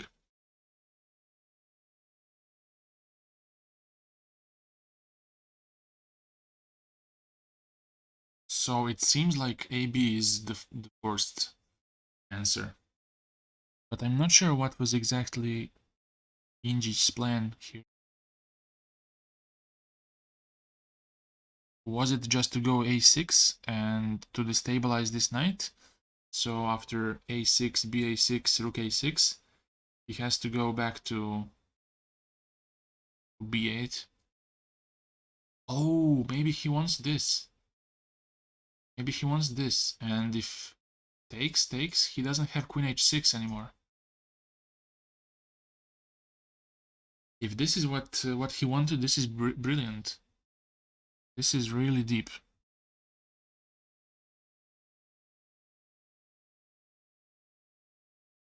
Because if in this case, in this position, if he tries knight a6, knight f5 is an answer.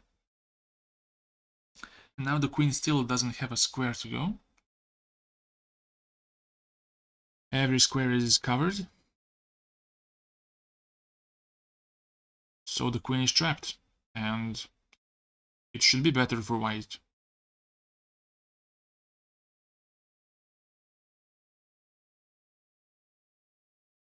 And if you try with this, well, now, I don't know, can a simple knight d2 win on the spot? Because if you do this, I can capture, and bishop on e7 is gonna hang in the end.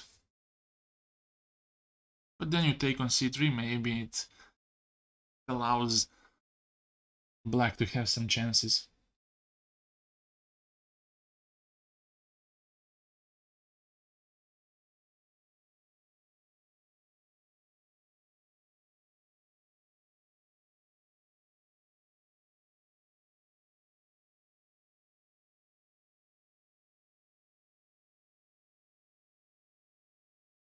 So b5 here. Okay, let's go to top boards. Perugia. So rook f8 was played, d4 by Alireza. e4, dc5, and now knight de5.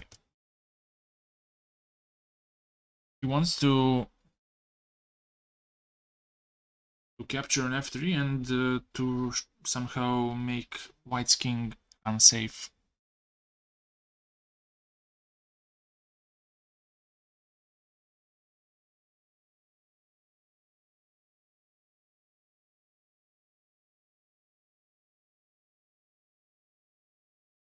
But is it possible to play this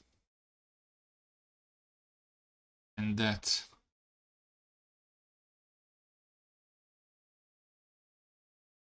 And in case of this, just go for two rooks and the bishop for in.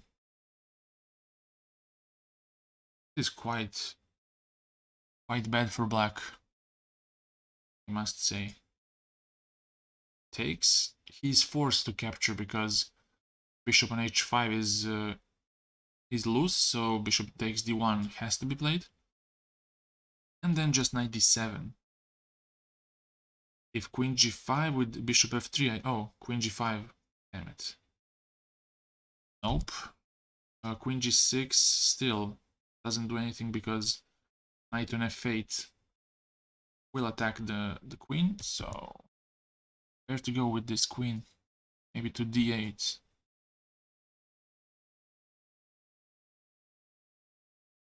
And then takes, knight f8, and still have a pretty nice advantage.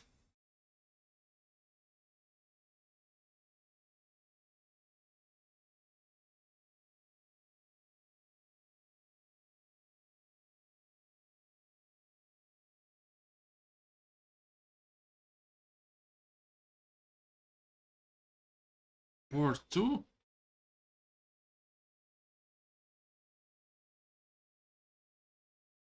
Well, we have something interesting here. Queen g3. MVL offered the trade. He wants to, in case of this, to target c7, but even in that case, it doesn't seem like a big progress for him. It really doesn't.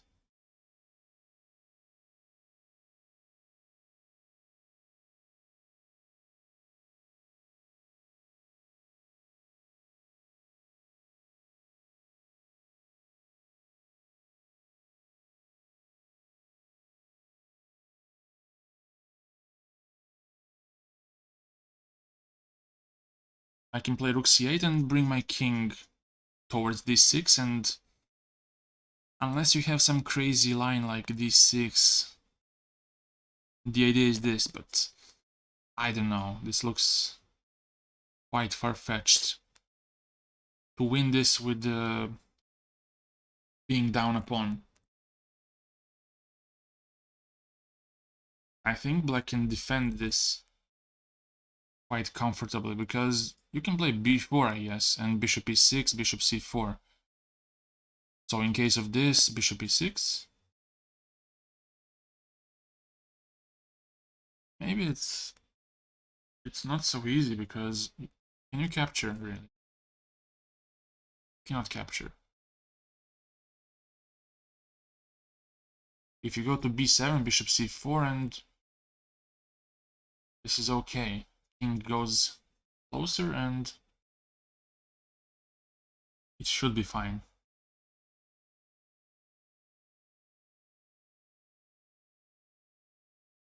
So threat is simple. Just rook c7. Shirov might play even rook c8 here.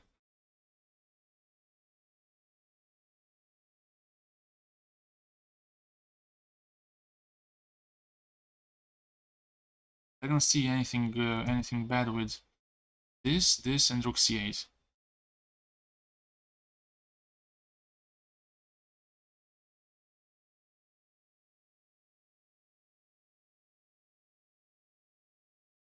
If you see that I'm making some mistakes, please type in the chat and tell me,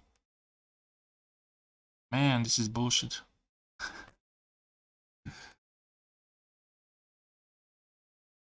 But this looks very good for black. King f8, king e7, king d6 sounds like a plan. Defending c7 pawn, and after this happens, after black gets his king to d6, he can free his rook and compete for the e-file, which sounds awesome for black.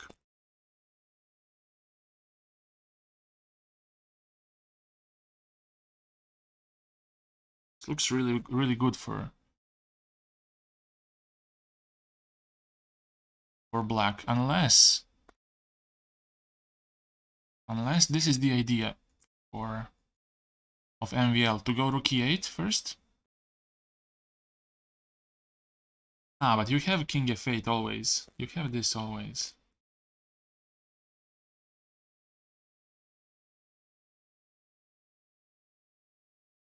If rook d1, rook c6, bishop d5.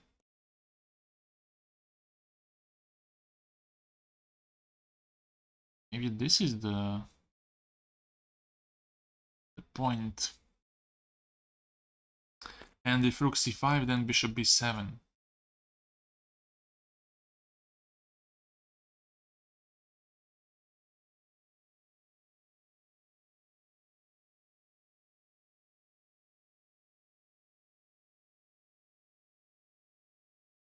Again, b4 should be okay, and rook d6.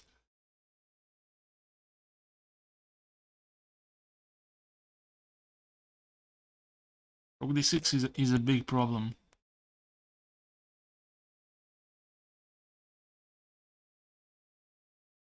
But also you have bishop b5, and even if you capture, this should be a draw in the end. Take on b2 and you will hold this a-pawn.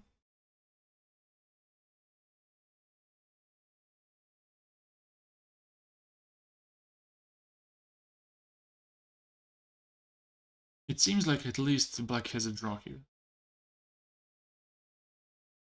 And that white has to do something like this d6 move if he doesn't want to end up being in a slightly unpleasant ending.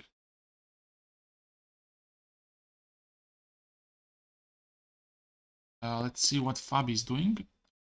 Here we have some equalish ending. Rook e8 was played, queen b3, takes, f6, rook c1, knight g7. And all this happened. The position is quite symmetrical, and I don't believe that any side has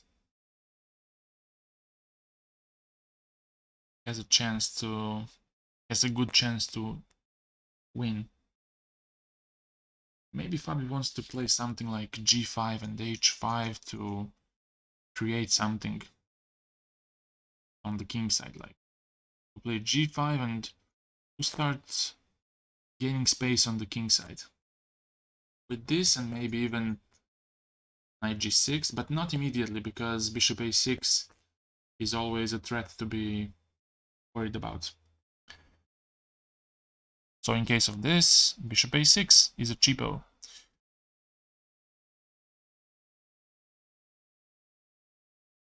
Even then, knight d4 might be a move. Even then. And if bishop... Well, I can take on b7 also.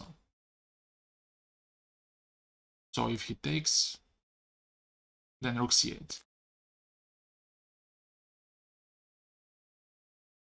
And takes. White's a pawn up. Black has this d pawn, which I guess it's not a big deal for white.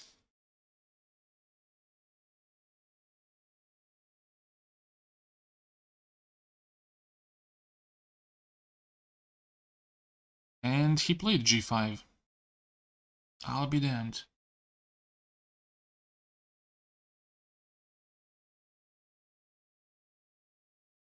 Let's check out the Dubov game against Oparin. So this was played, and rook b8, h5, bishop g5, rook c2. With bishop g5, he is stopping h6.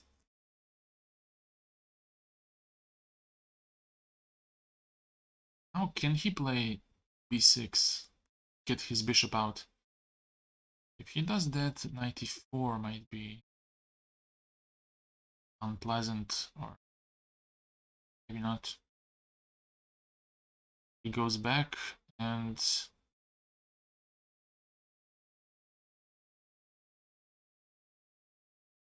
h6 looks okay.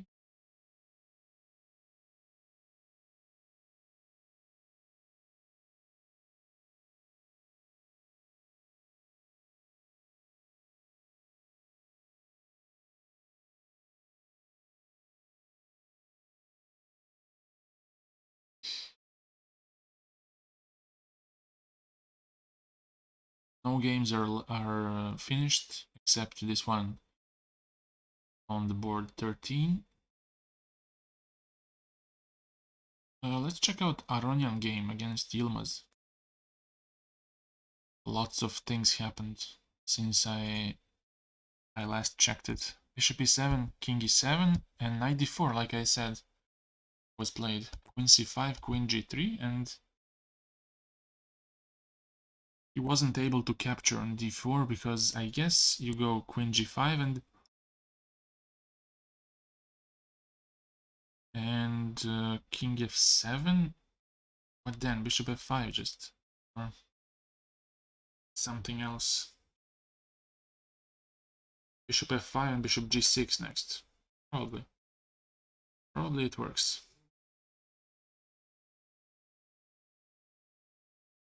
So bishop f5, queen d1. Oh, this is a sad concession. But wait, he has two knights and the rook for a queen,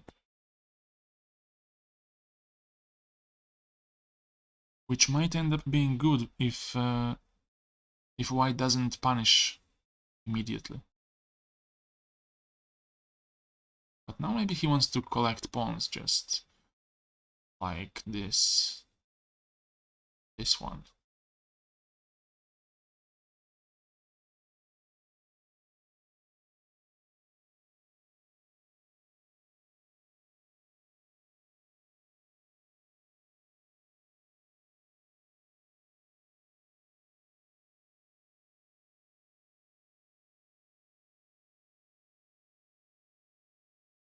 Why didn't he play queen g7 and rook here?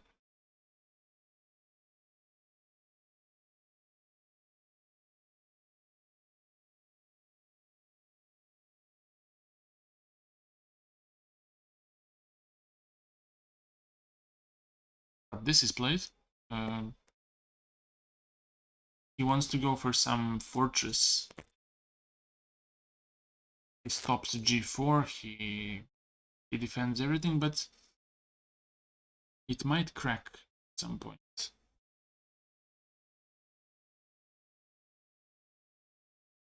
Now if he takes, and this, can give a check, and now he has to do something unpleasant.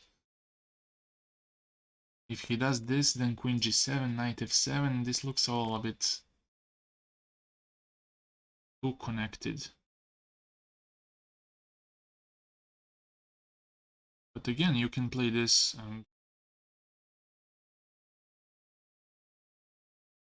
looks like it's good for black somehow.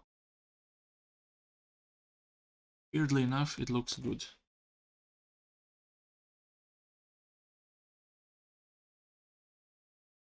If he does this, you have rook h6 to defend, or rook c6.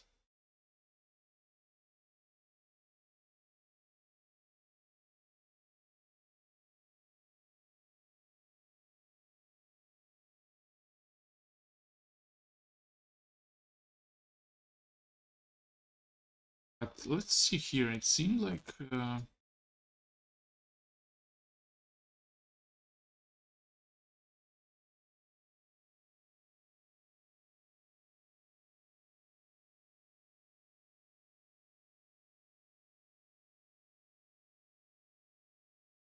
it seemed that after queen d4 he had first this check. It seemed better. And after king f7 to go bishop f5 now. And in case of this and gf, to take on d6, and it seems quite scary for black because his knight is under attack. If he goes there, you can collect one more pawn and you have to go here, but now rook e6 and take some material, and you have two pawns and the queen for two rooks. And also the rooks are not connected, so it might end up being excellent for white.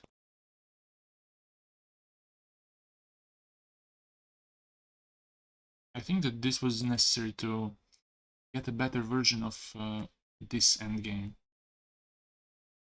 Because in this case, you simply get the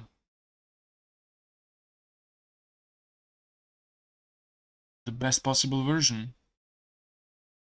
If you try to escape by this, you can choose. You can do bishop c8, or you can take on. You can even take on d6, which is Also awesome. And what do you do here? If you take on f5, then queen f5 is going to happen. You take on e5, and it's just horrible.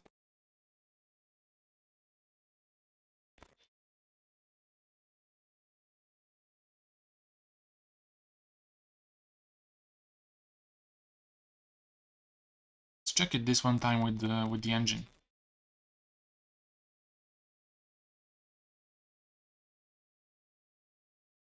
Queen g5, queen g5, king f7, bishop f5, queen c5. Ah, queen c5 he has. And now you need to capture, which is apparently not so good. Huh. Bishop f5, queen d1 takes gf, queen f2. Yeah, I thought that he should play this. King e6 and now queen b7 to capture at least one pawn. Wow, the engine says it's minus 1.7.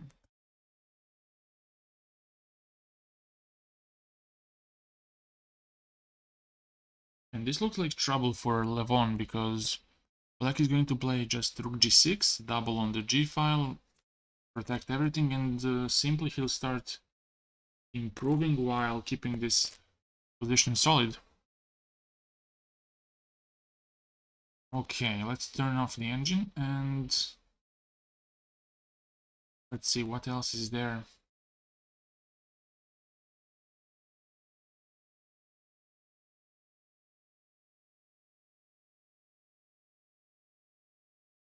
Wait, how did this happen?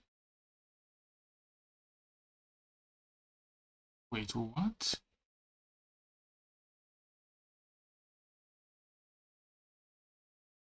How is this a game? Oh my god, this was a totally different game.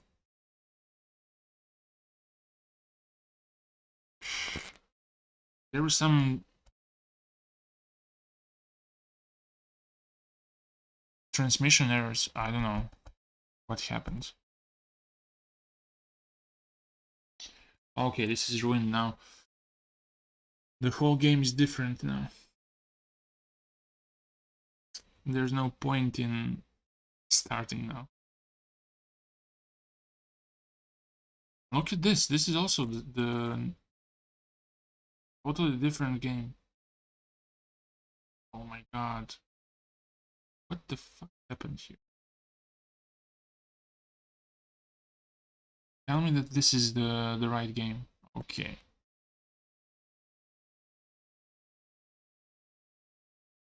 And in the Firouzja game we had this. 95 takes, 97, queen d8, bishop c6, rook e8, rook d1, bc, bishop f4, and queen h4.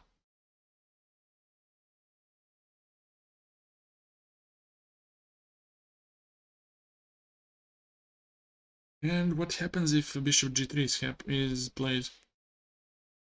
Probably this is the idea, and after this, capture and go f4. Is it? Maybe this.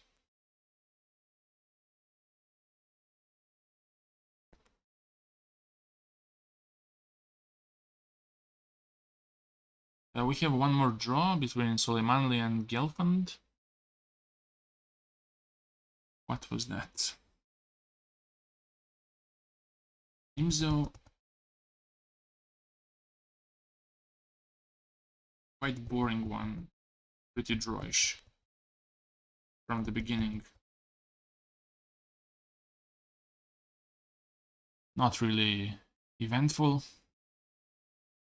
But this is just insane that they put first this whole game.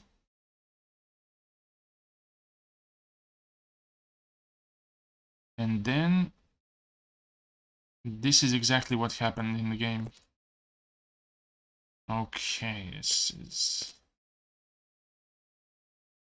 This is insane.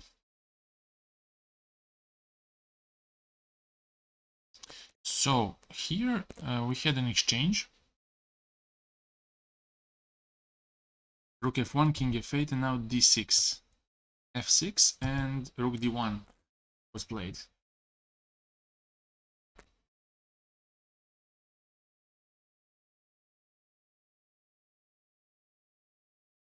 So now what? Now what's gonna happen? If he plays c5, I guess that you first put your bishop to d5, and then always targeting b7. Roy, hello, hello, hello. How are you?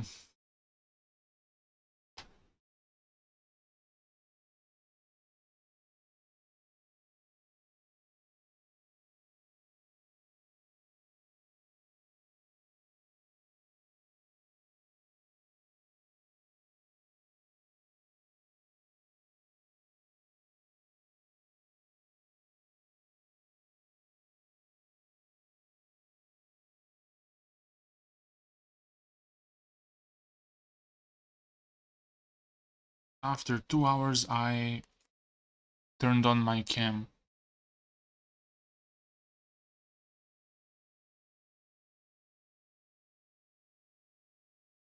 And I don't know if this looks now slightly, maybe c6 now. Just c6 and block from bishop d5. And in case of something like this, then rook e8 should be fine. I'm doing great. And you can see me now.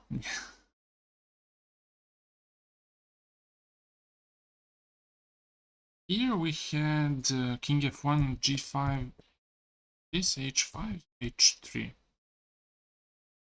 Okay.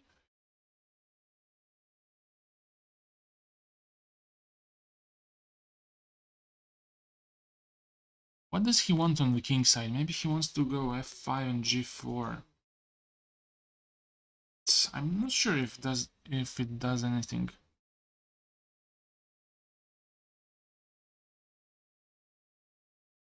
Grandelius maybe wants to go to b6 with his knight.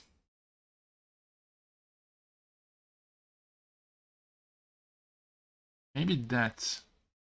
Yeah, he plays f5, but I'm not sure if that works, because after knight a4 and let's say g4, knight b6, even if you weaken my h3 pawn, you don't really get to use that, because I will get your bishop, and you cannot really do much with it. But maybe he's relying on the knight to get to f4 at some point. For example, king f6, knight g6, knight f4, and target the h3 pawn. But I don't know. Knight c5. Oh, d4 is hanging, so nope. Aha, now he's anticipating g4 to meet it with knight f4, maybe.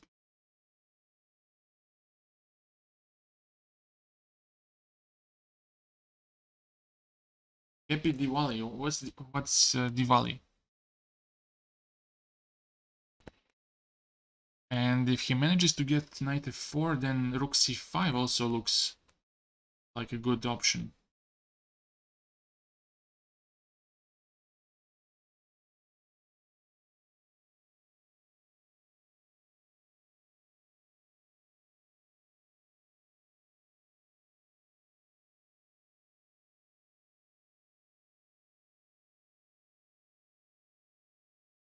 I was analyzing this game Injich Bluebaum, but they showed some different game, like it goes like this, and all of a sudden it became not even a Rui Lopez, but just a French, which makes sense because Bluebaum plays the French, but how could I know that this was the wrong game?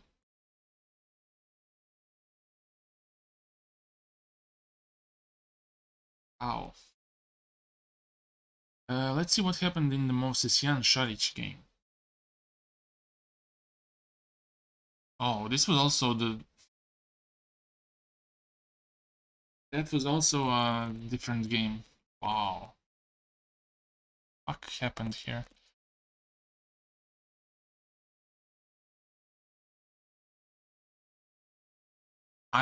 This was the position I was looking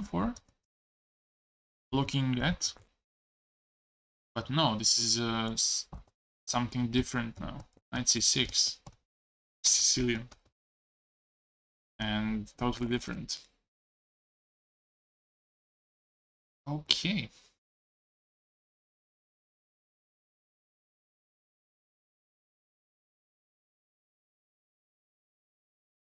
Okay, let's go back to Firouzja game. So we had this. Bishop f4, queen h2, bishop c7, e3. So this seems like a desperate try.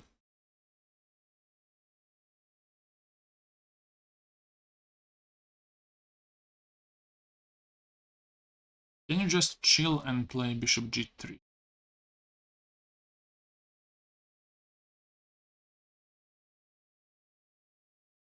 Can you do that?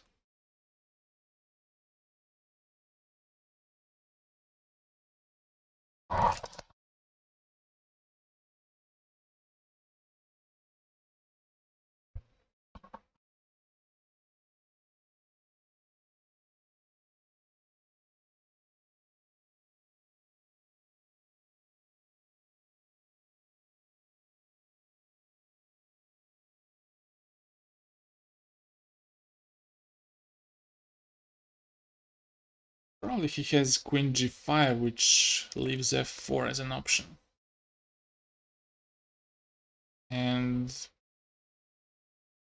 looks worse than it should be. So I think I need something else, like maybe simply capture, and if rook e3, then knight e5.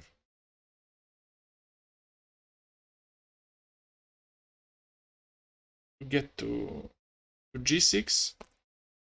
And if he tries to defend like this, then to go for knight f3 just.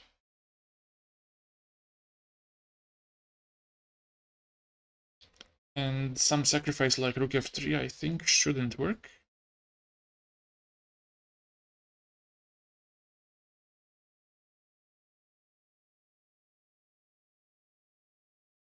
Because now you have to worry about your queen and get it out.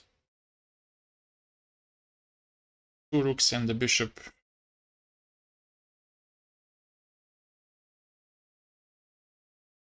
Seem like they should just defend at the first time and then counterattack.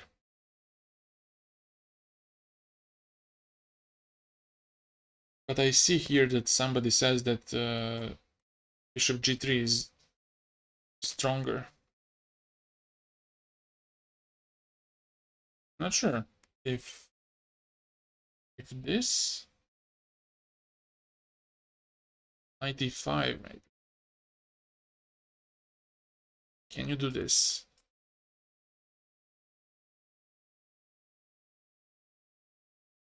But even then you can just take the pawn and take on e3. This is the worst case. And even then those two rooks should win. Alireza took on e3.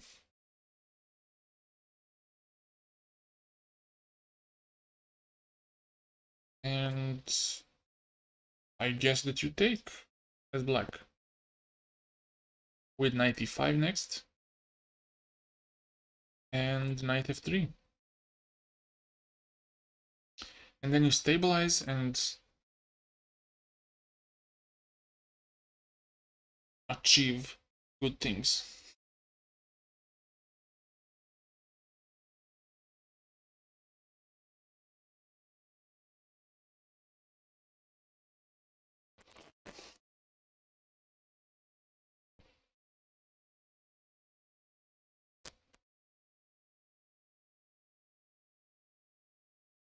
Okay, let's see. Oh, Vidyogo won. Let's check this out.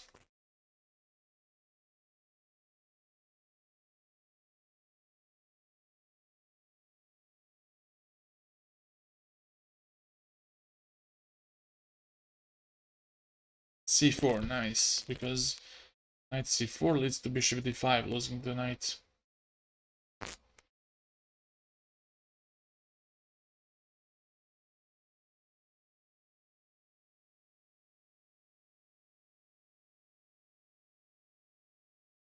cd5 and now king h8. It says it's a mistake.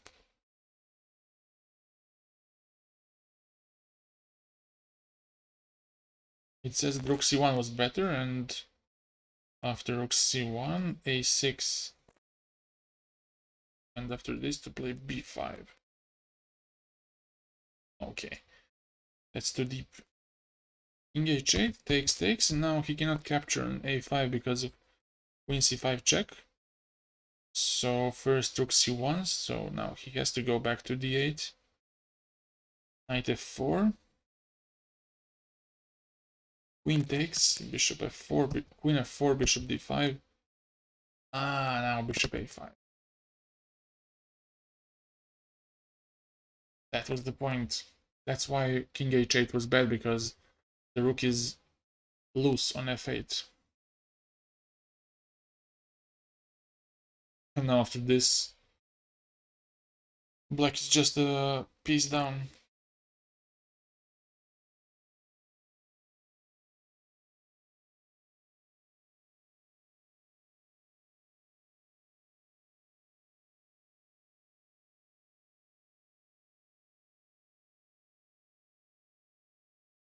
Oh, Kaushke.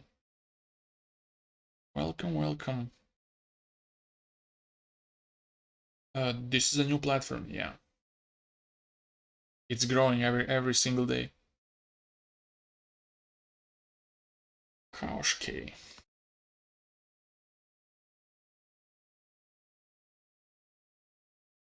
Sasikiran took on e3.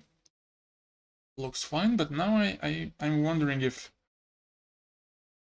95 is working here. Because if you play queen g5, you run into this.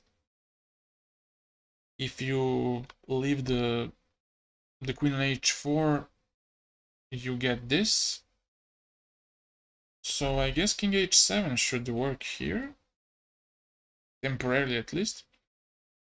And after knight f3, it seems to me that black cannot do much here. If he goes here, then rook e1 seems good. And even with those extra pawns on the king side, I don't believe that's enough.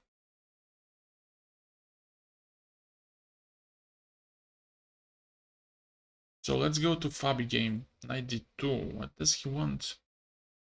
Wait, he went to d2 like this.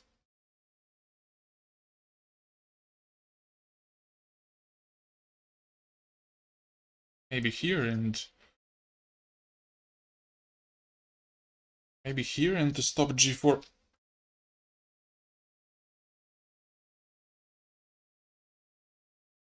Yeah, Firuzia is playing really well. Let's see MVL versus Shirov. Oh, wait, why did he play this? cd6. Maybe he wants bishop c6, but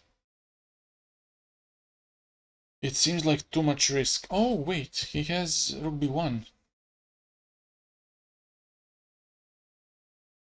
Rook b1 here, huh?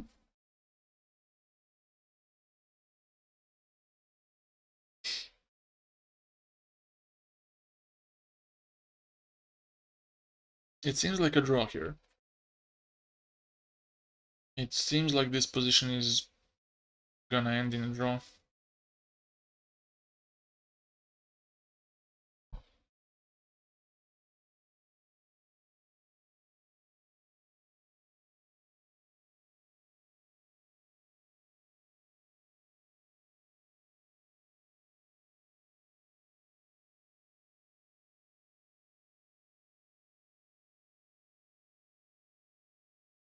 Let's check out Dubov against Oparin again.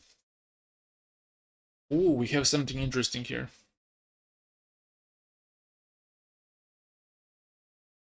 Knight e4, bishop g7, queen e3, b6, h6, bishop h8.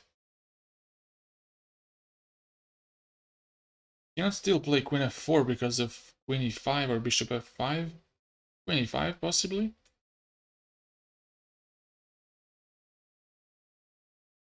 Rook c7, queen e5.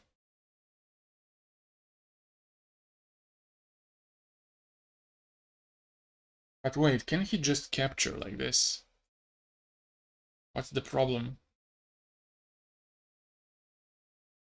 Because if you play f5, then he has queen a3 and goes to e7 in case of this.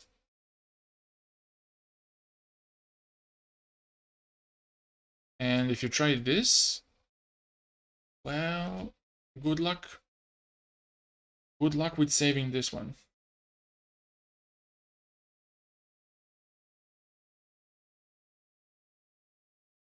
Rook c7, queen e5, and now maybe after this he has bishop b7.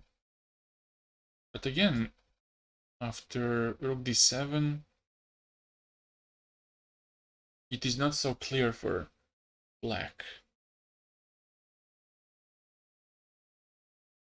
At least to me, I don't know, I'm not using the engine right now, but from the human viewpoint it looks quite scary. From the point of a scared human, then it looks really scared. Scary.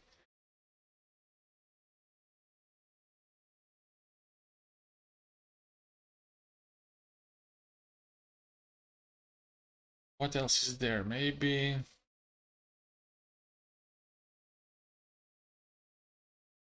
96 I don't like because of this, and bishop e5 probably. Or just bishop a6. Maybe just this, bishop e5.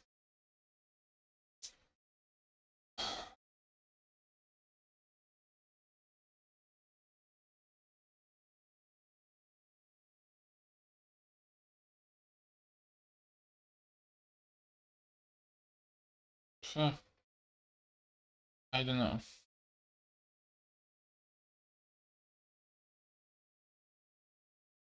Elyanov won against Hovhannisyan. Let's check out this game.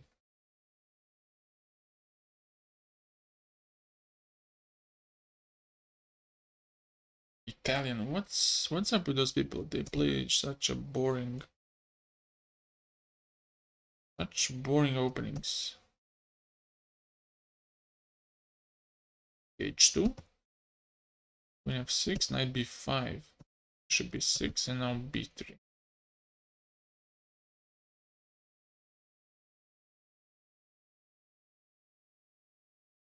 And knight e5.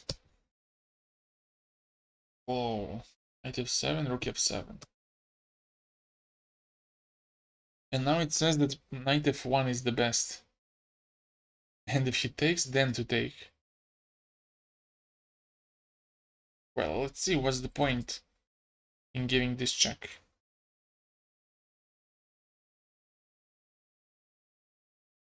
Queen f7, fg. Aha, now it opens up the file. Okay. Rook f8.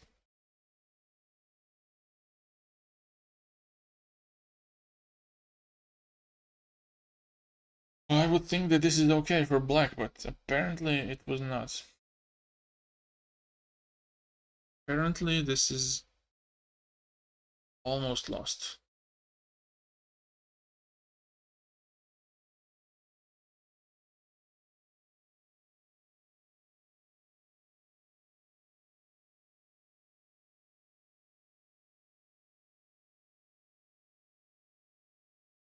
Now this, oh. Wow. Yikes. Because here after queen g8 you have this. And after this, he has rook f7 and queen e5. Wait, let's check out this again. Rook c7, queen e5, knight d6 was played. And then takes. And you say you would play... You would play rook a7, this, and knight g5.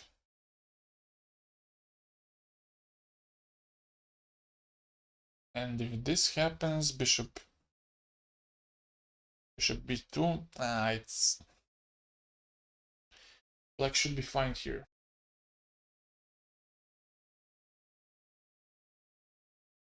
Although you don't have a way to escape so easily. There's a danger of me fixing you with e5 and...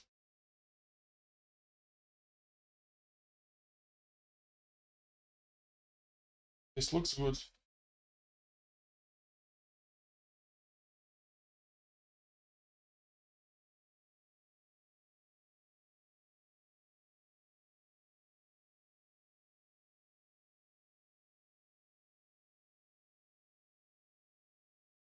But instead he played something similar to that. Chose this.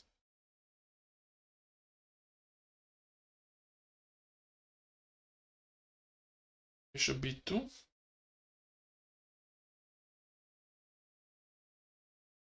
Yeah, it's still for sure some pressure, of course. But is it enough?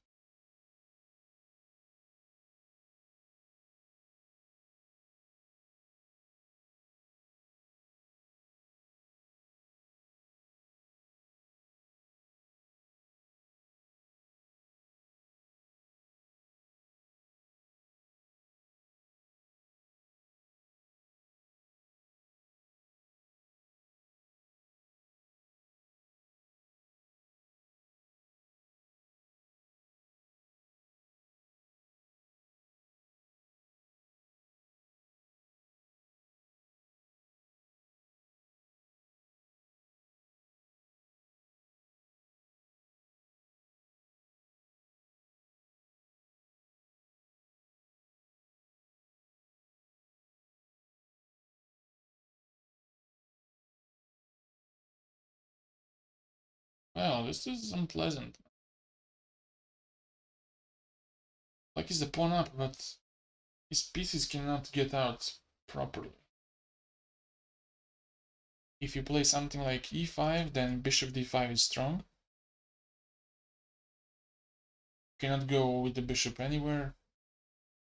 If bishop goes to e5, then you can just relax and play maybe knight e4, or maybe not because of this. Maybe not. Just keep it there and king f2. And even if he takes and goes e5, I guess I have bishop d5 with some pressure.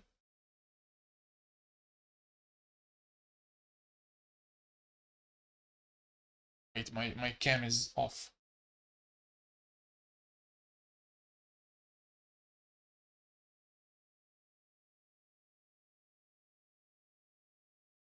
Let's see what happened here. c3.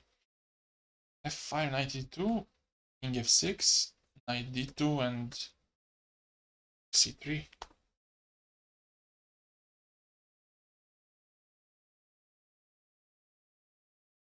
No, he wants to go knight e6, bishop d7, and to hold everything together. Do not allow rook c7 by getting knight e6 and bishop d7.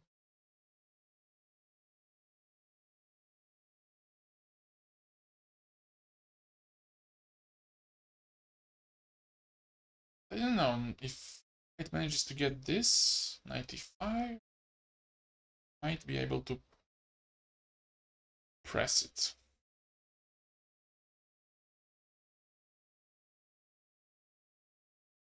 Let's see how is knight doing, because Oh, this looks drawish. White has slight chances maybe, but he shouldn't, black shouldn't be much worse. Yeah, this one looks okay. I don't see how is white going to do anything. And let's check out Maksudlu versus Nihal. Hey Amit, hello. What's up? Yeah, 6 bishop f5, 96. Here. H3. Rook e8. 1. And now knight g5. He wants maybe to head to e4 and start pushing these pawns. I don't know. Just intuition. Just my intuition.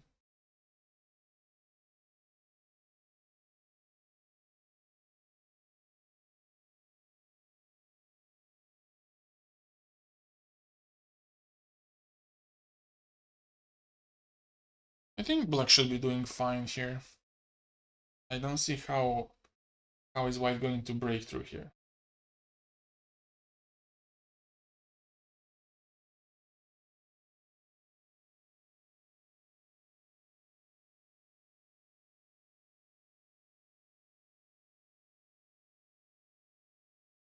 And here we have here king e3, bishop b5.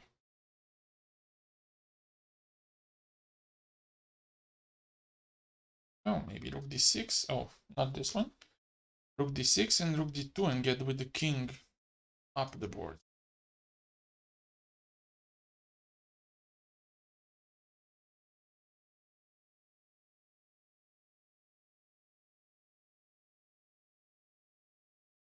This one, what? Let's see what happens.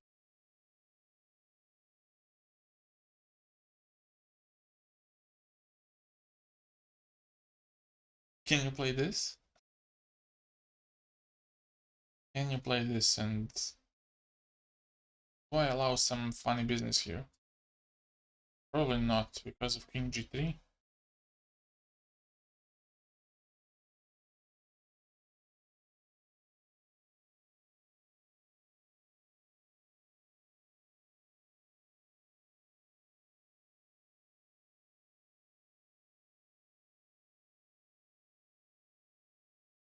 This and or that. Captures. If gives a check, knight f3 and no more checks. And next move rook d2. Trapping the queen. And if king f1, he plays g5. Maybe that's the way to approach this.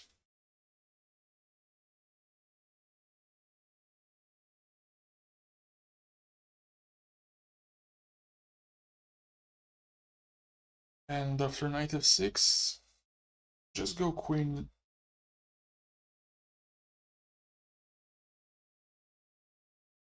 I don't know. Don't know.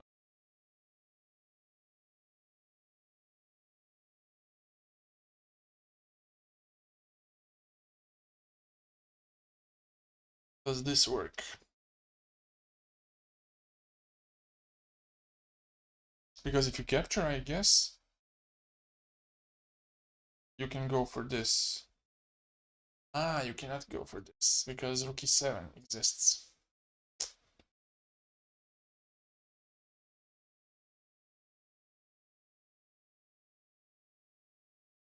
You mean king f1 is crazy? Yeah.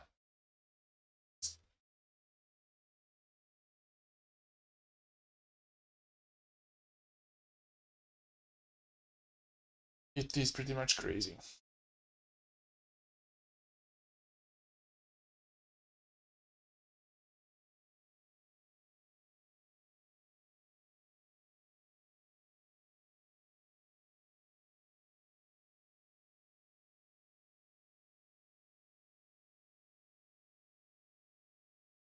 G5, maybe you can go bishop e5 and force this.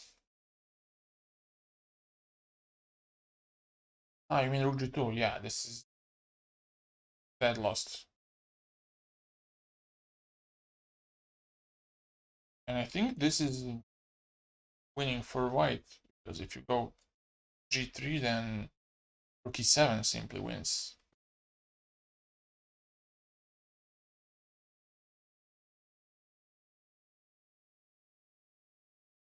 And if queen g7, that's just too passive. Go rook e6 and just slowly push.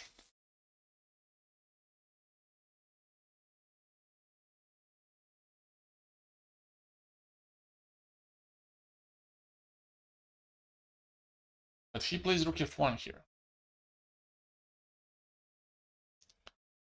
He plays that. Maybe he wants to meet rook e1 with knight e5.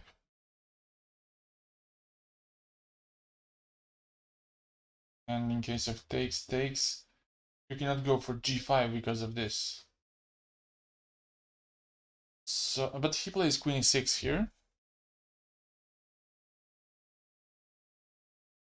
Maybe he aims for queen g6, but no, I think just knight e5 should be fine.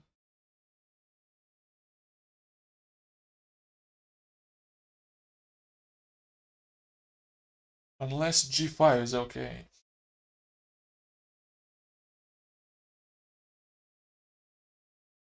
Unless.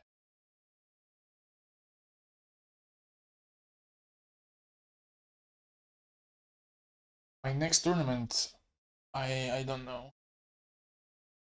I don't have the schedule. Oh wait, if this, then queen a2. Damn.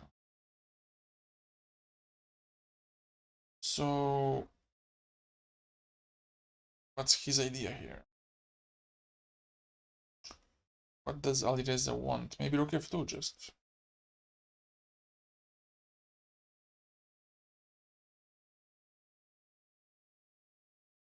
But it seems a bit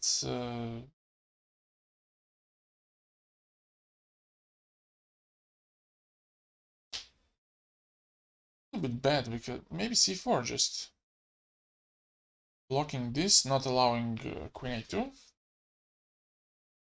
And if g5, then to go bishop e5.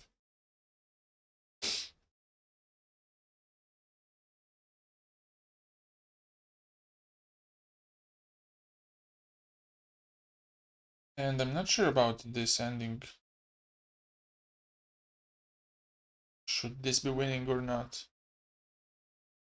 Rook d7.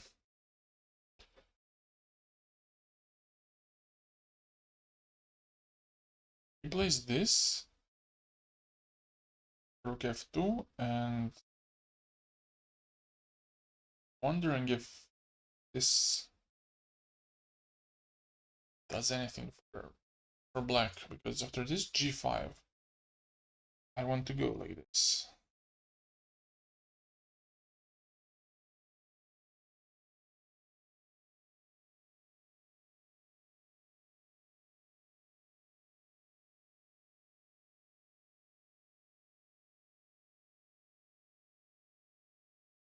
But he took.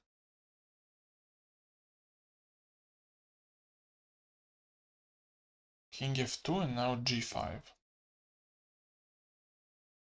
Or first capture a2, and after this,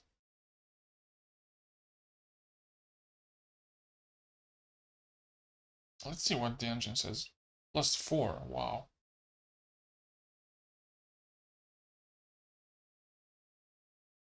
+4.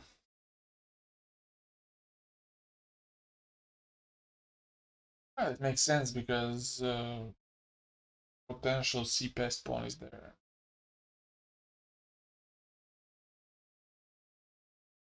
It's even bigger now, +6 almost.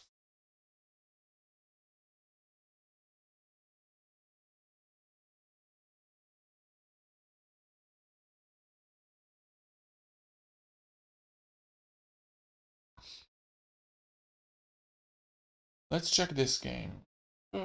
Looks quite boring. Going to the next one. Oh, look at this. e4, king e3, bishop b5, rook a1, and now this.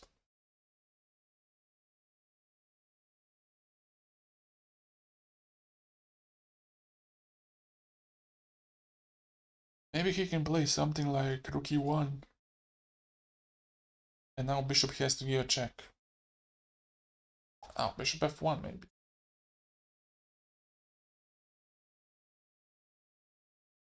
Nihal game. Nihal game, board 10. Oh, look at that. And g5 here. Rook a8 takes e4.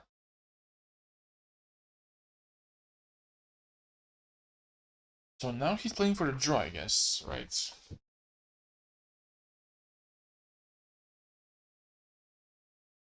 Playing for a draw. Takes, rook e8 takes, and now knight h3.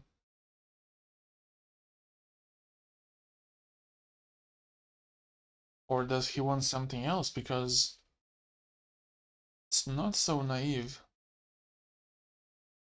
You capture, takes, and now rook e5 next. Unless he takes on c6 and now he's able to deliver perpetual.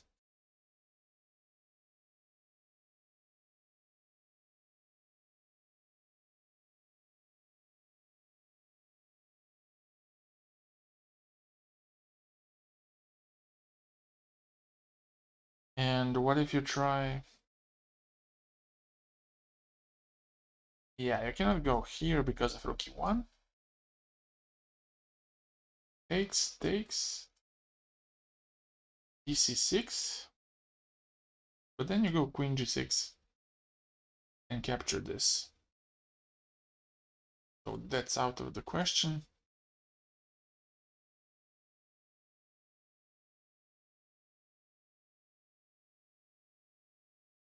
f4 is really bad because of this. And rook g3.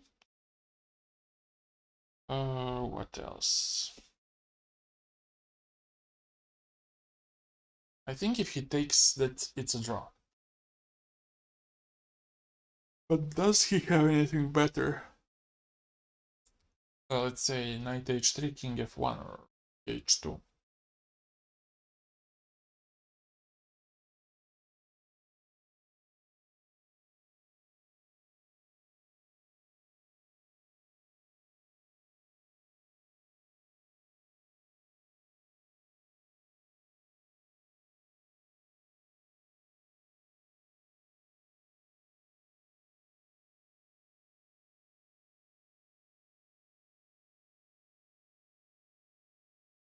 King h2, but then knight f4 with queen g4 next. Seems like a big risk.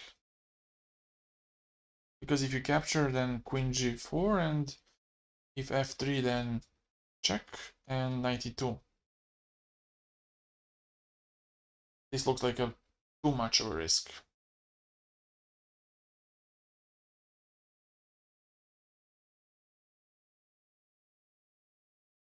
Now how do we win this? Check. Here, and rook e2, I guess. With checkmate. Because rook d8 is covered.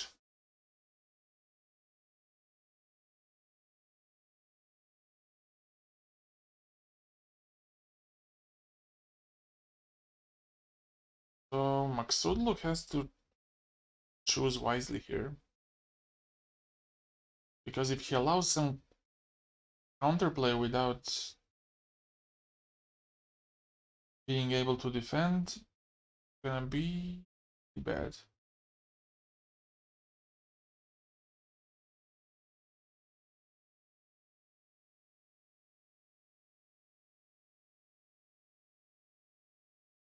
Really. If knight d4, you can just capture the pawn and black is a pawn up. Good for him. He took. He took. And now, how to play? dc6 leads to a draw immediately. Unless somehow you want to play for a win like this. But then c7 simply does the job. So you don't have time for that. Rook e6. Oh, rook e6. Checkmate. Checkmate alert. Yeah, just this. Just perpetual and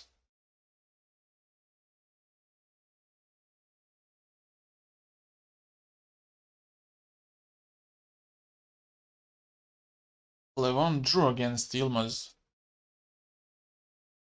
Lucky for him.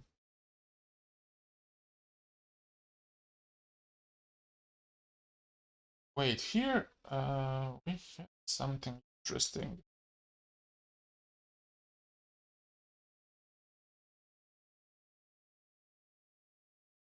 King e6, rook f1, knight b4, king b1.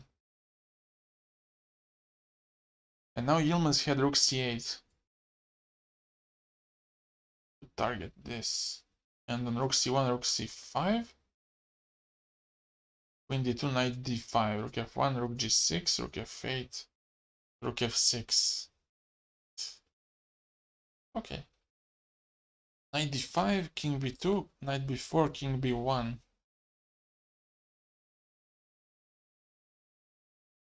Rook c8 again was the best.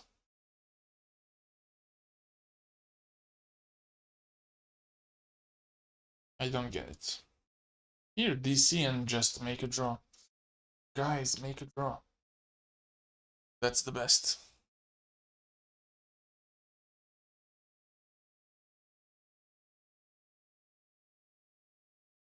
What happened here? So Firuze, he wants to create a c-pass pawn.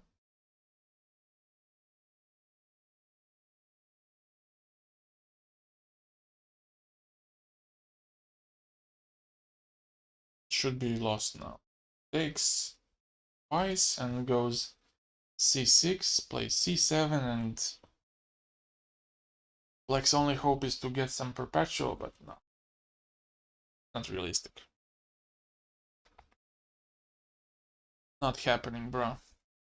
Not happening.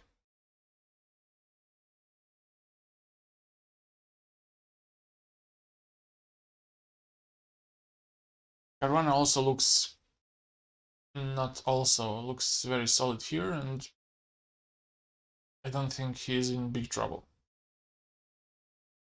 If anyone's gonna get in trouble, it's Grandelius, maybe.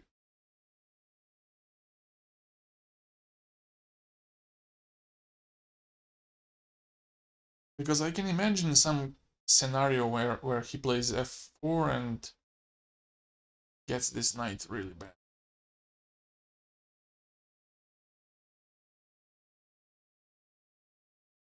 But that's just too far-fetched.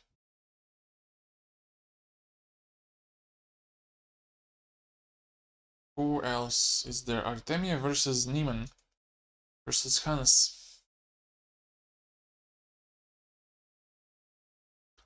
Hans is holding on here. He has a good position, I guess. Here, Injic, Bluebaum. Injic is pressing here. He has a pawn up. He has a pawn up. I always say that. He's a pawn up, and he has good chances to win this. Gamer, oh, what is this position? It looks so lost for Ivic. Because now e6 is natural, and what you gonna do? What you gonna do, man? E6, and that's it. I believe that's it, because even rook e2 is not possible because of this. And if you go, yeah, e6, and if knight d5, then just that. Or not even that, just rook d7. Oh, wow, nice. Knight d5, rook d7, and now you want to push. Let's say if he pushes b5, you take and go e7. And in case of this, knight e3. Make a bridge and promote next move. e6, knight d5. He guessed this is the move. And in case of this, you can also capture. Again, take here, and in case of rook d5, then knight e7, and I believe this is lost for black, because you cannot really you cannot really get closer to these pawns to the knight. Yeah, this is losing. But he plays this. Let me check with the engine if... Oh, I missed something. I missed rook f2, yeah. Wait, no. Rook f2. Knight d4, aha, knight d4. And on this to capture. Yes, yes. But apparently knight f6 was better.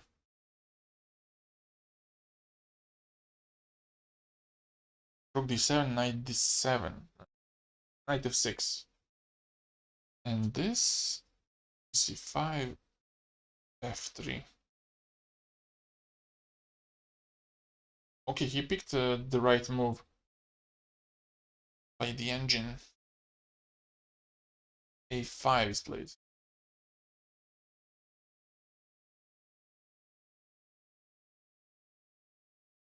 And now rook d8.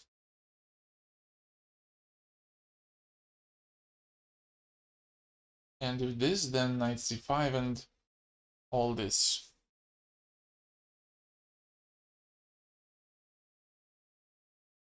a5, e7.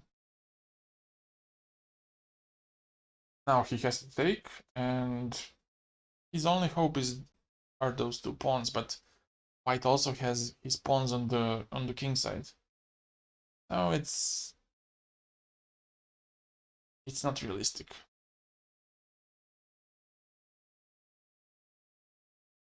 Maksudlu and Michal drew their game.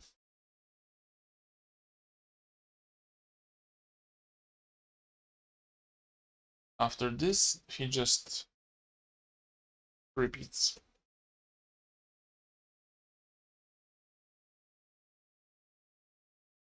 But wait, if rook e5 here, what happens? Ah, 92. And then knight g3. Nice.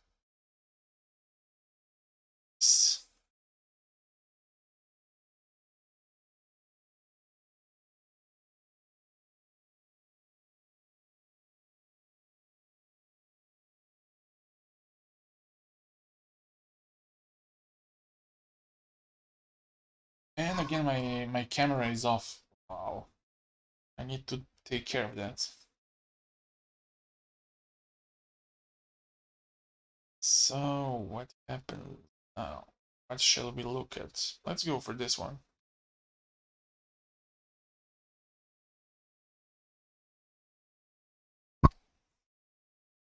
Iruzia is winning completely, but still he has to be careful. Black has nothing to lose, and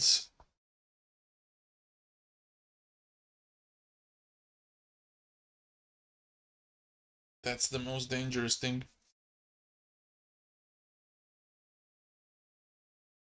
Dubov.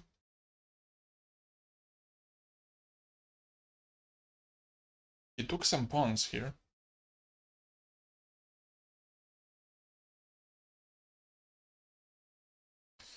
He took some pawns, but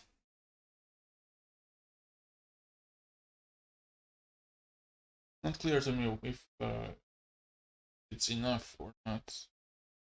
Still, the king is trapped by this pawn, and it's really a annoying one.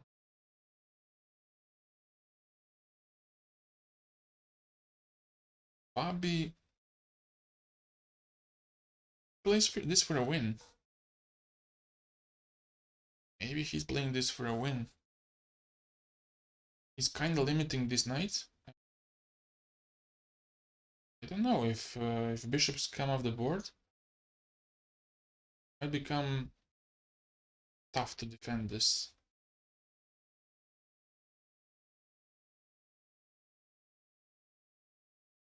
Powell against Yasipenko. What happened there? Isn't this knight a bit troublesome? After this, rook a7.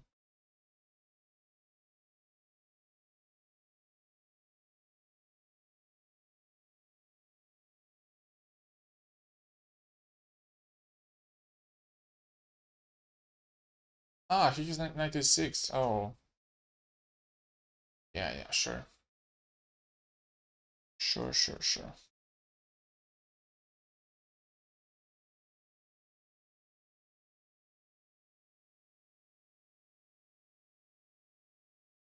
Let's see Indich again.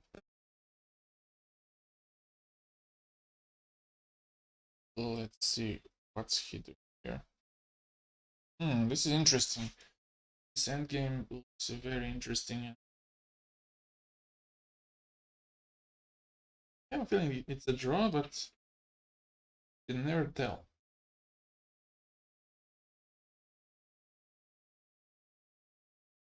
The only one who needs to calculate if it's a draw is black. With white, you just play and try to push. While black is the one who has to find only moves and stuff like that.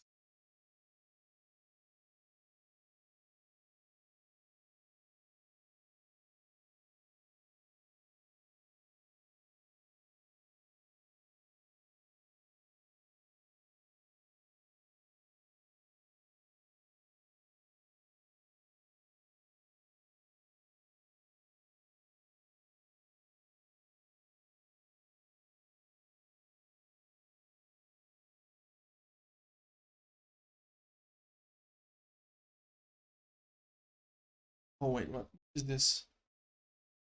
Is this a problem for Shiro? Before just. And on this, rook a4, rook d7, takes, king c6, king 5 in this. And it's simply a draw.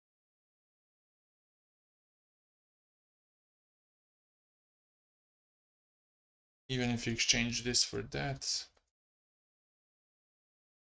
just a draw.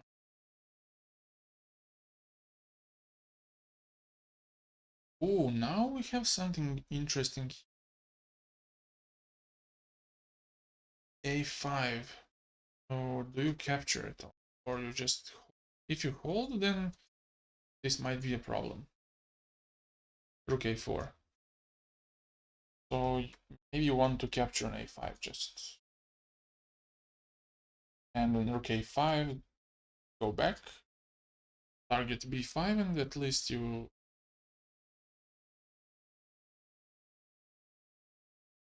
But this looks really bad for white now.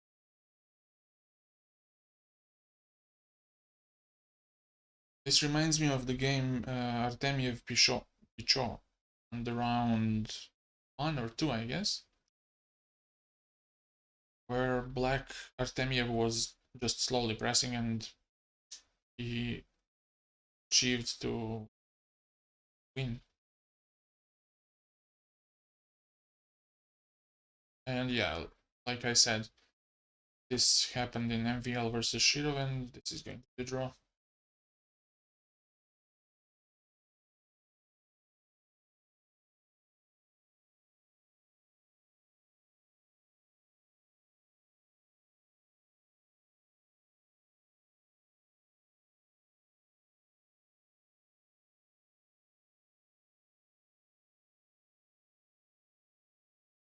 G4. What if he plays rook b4? This, and b7, queen d2 and b7. G3 and check, king h2.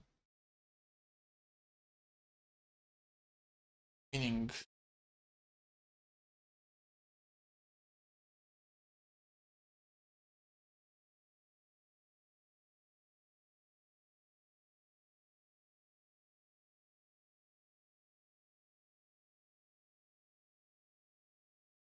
Wait, if he plays g5, the engine gives some line like g3, a7, h4, king b7, h5.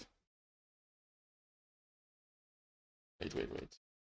King b4 now. c6, king c4. And if I do this,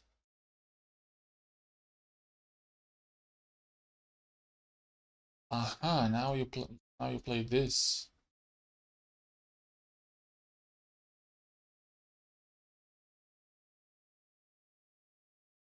Wow. So the only move is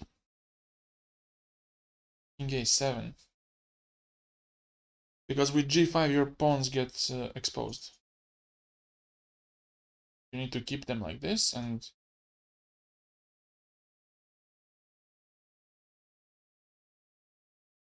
it's gonna be okay.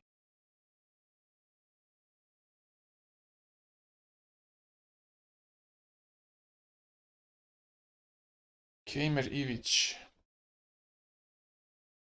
What happened there?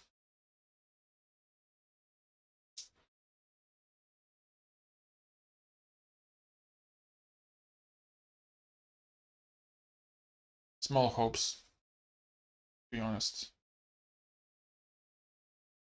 Very small hopes.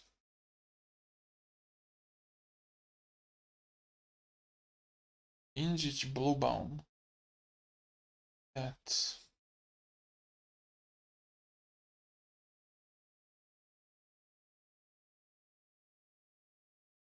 Even that looks drawish.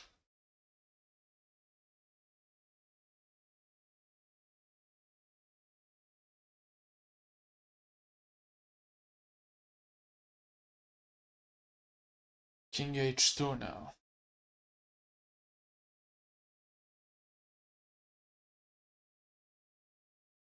This should be over anytime.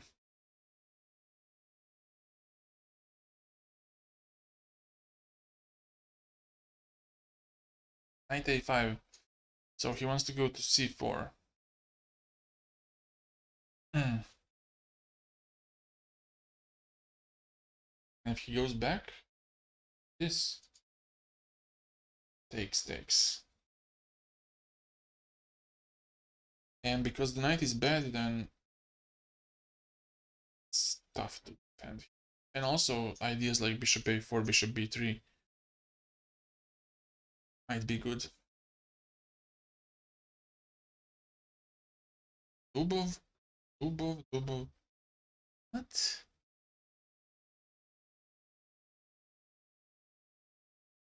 What the hell happened here?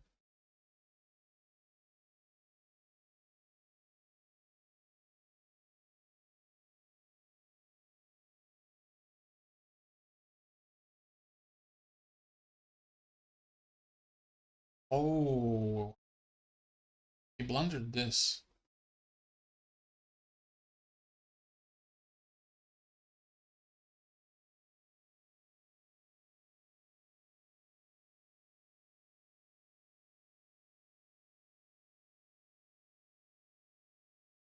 Wow, so weird. Wait. Knight b5, rook b6, rook c1, bishop a6, a4, rook d8, a4, and now this.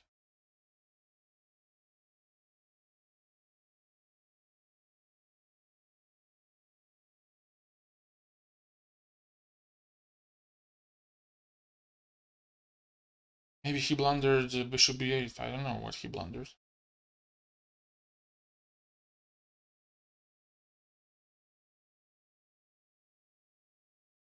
And now he can just resign. I mean, how to play this?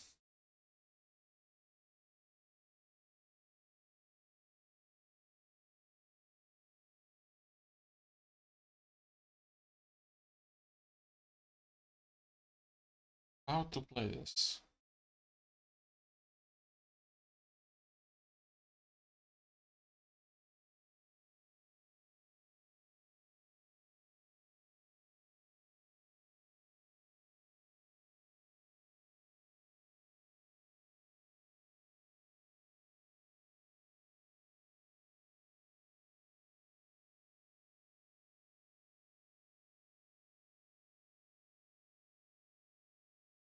I think I'm gonna finish now, and thank you for watching this, and have a nice day.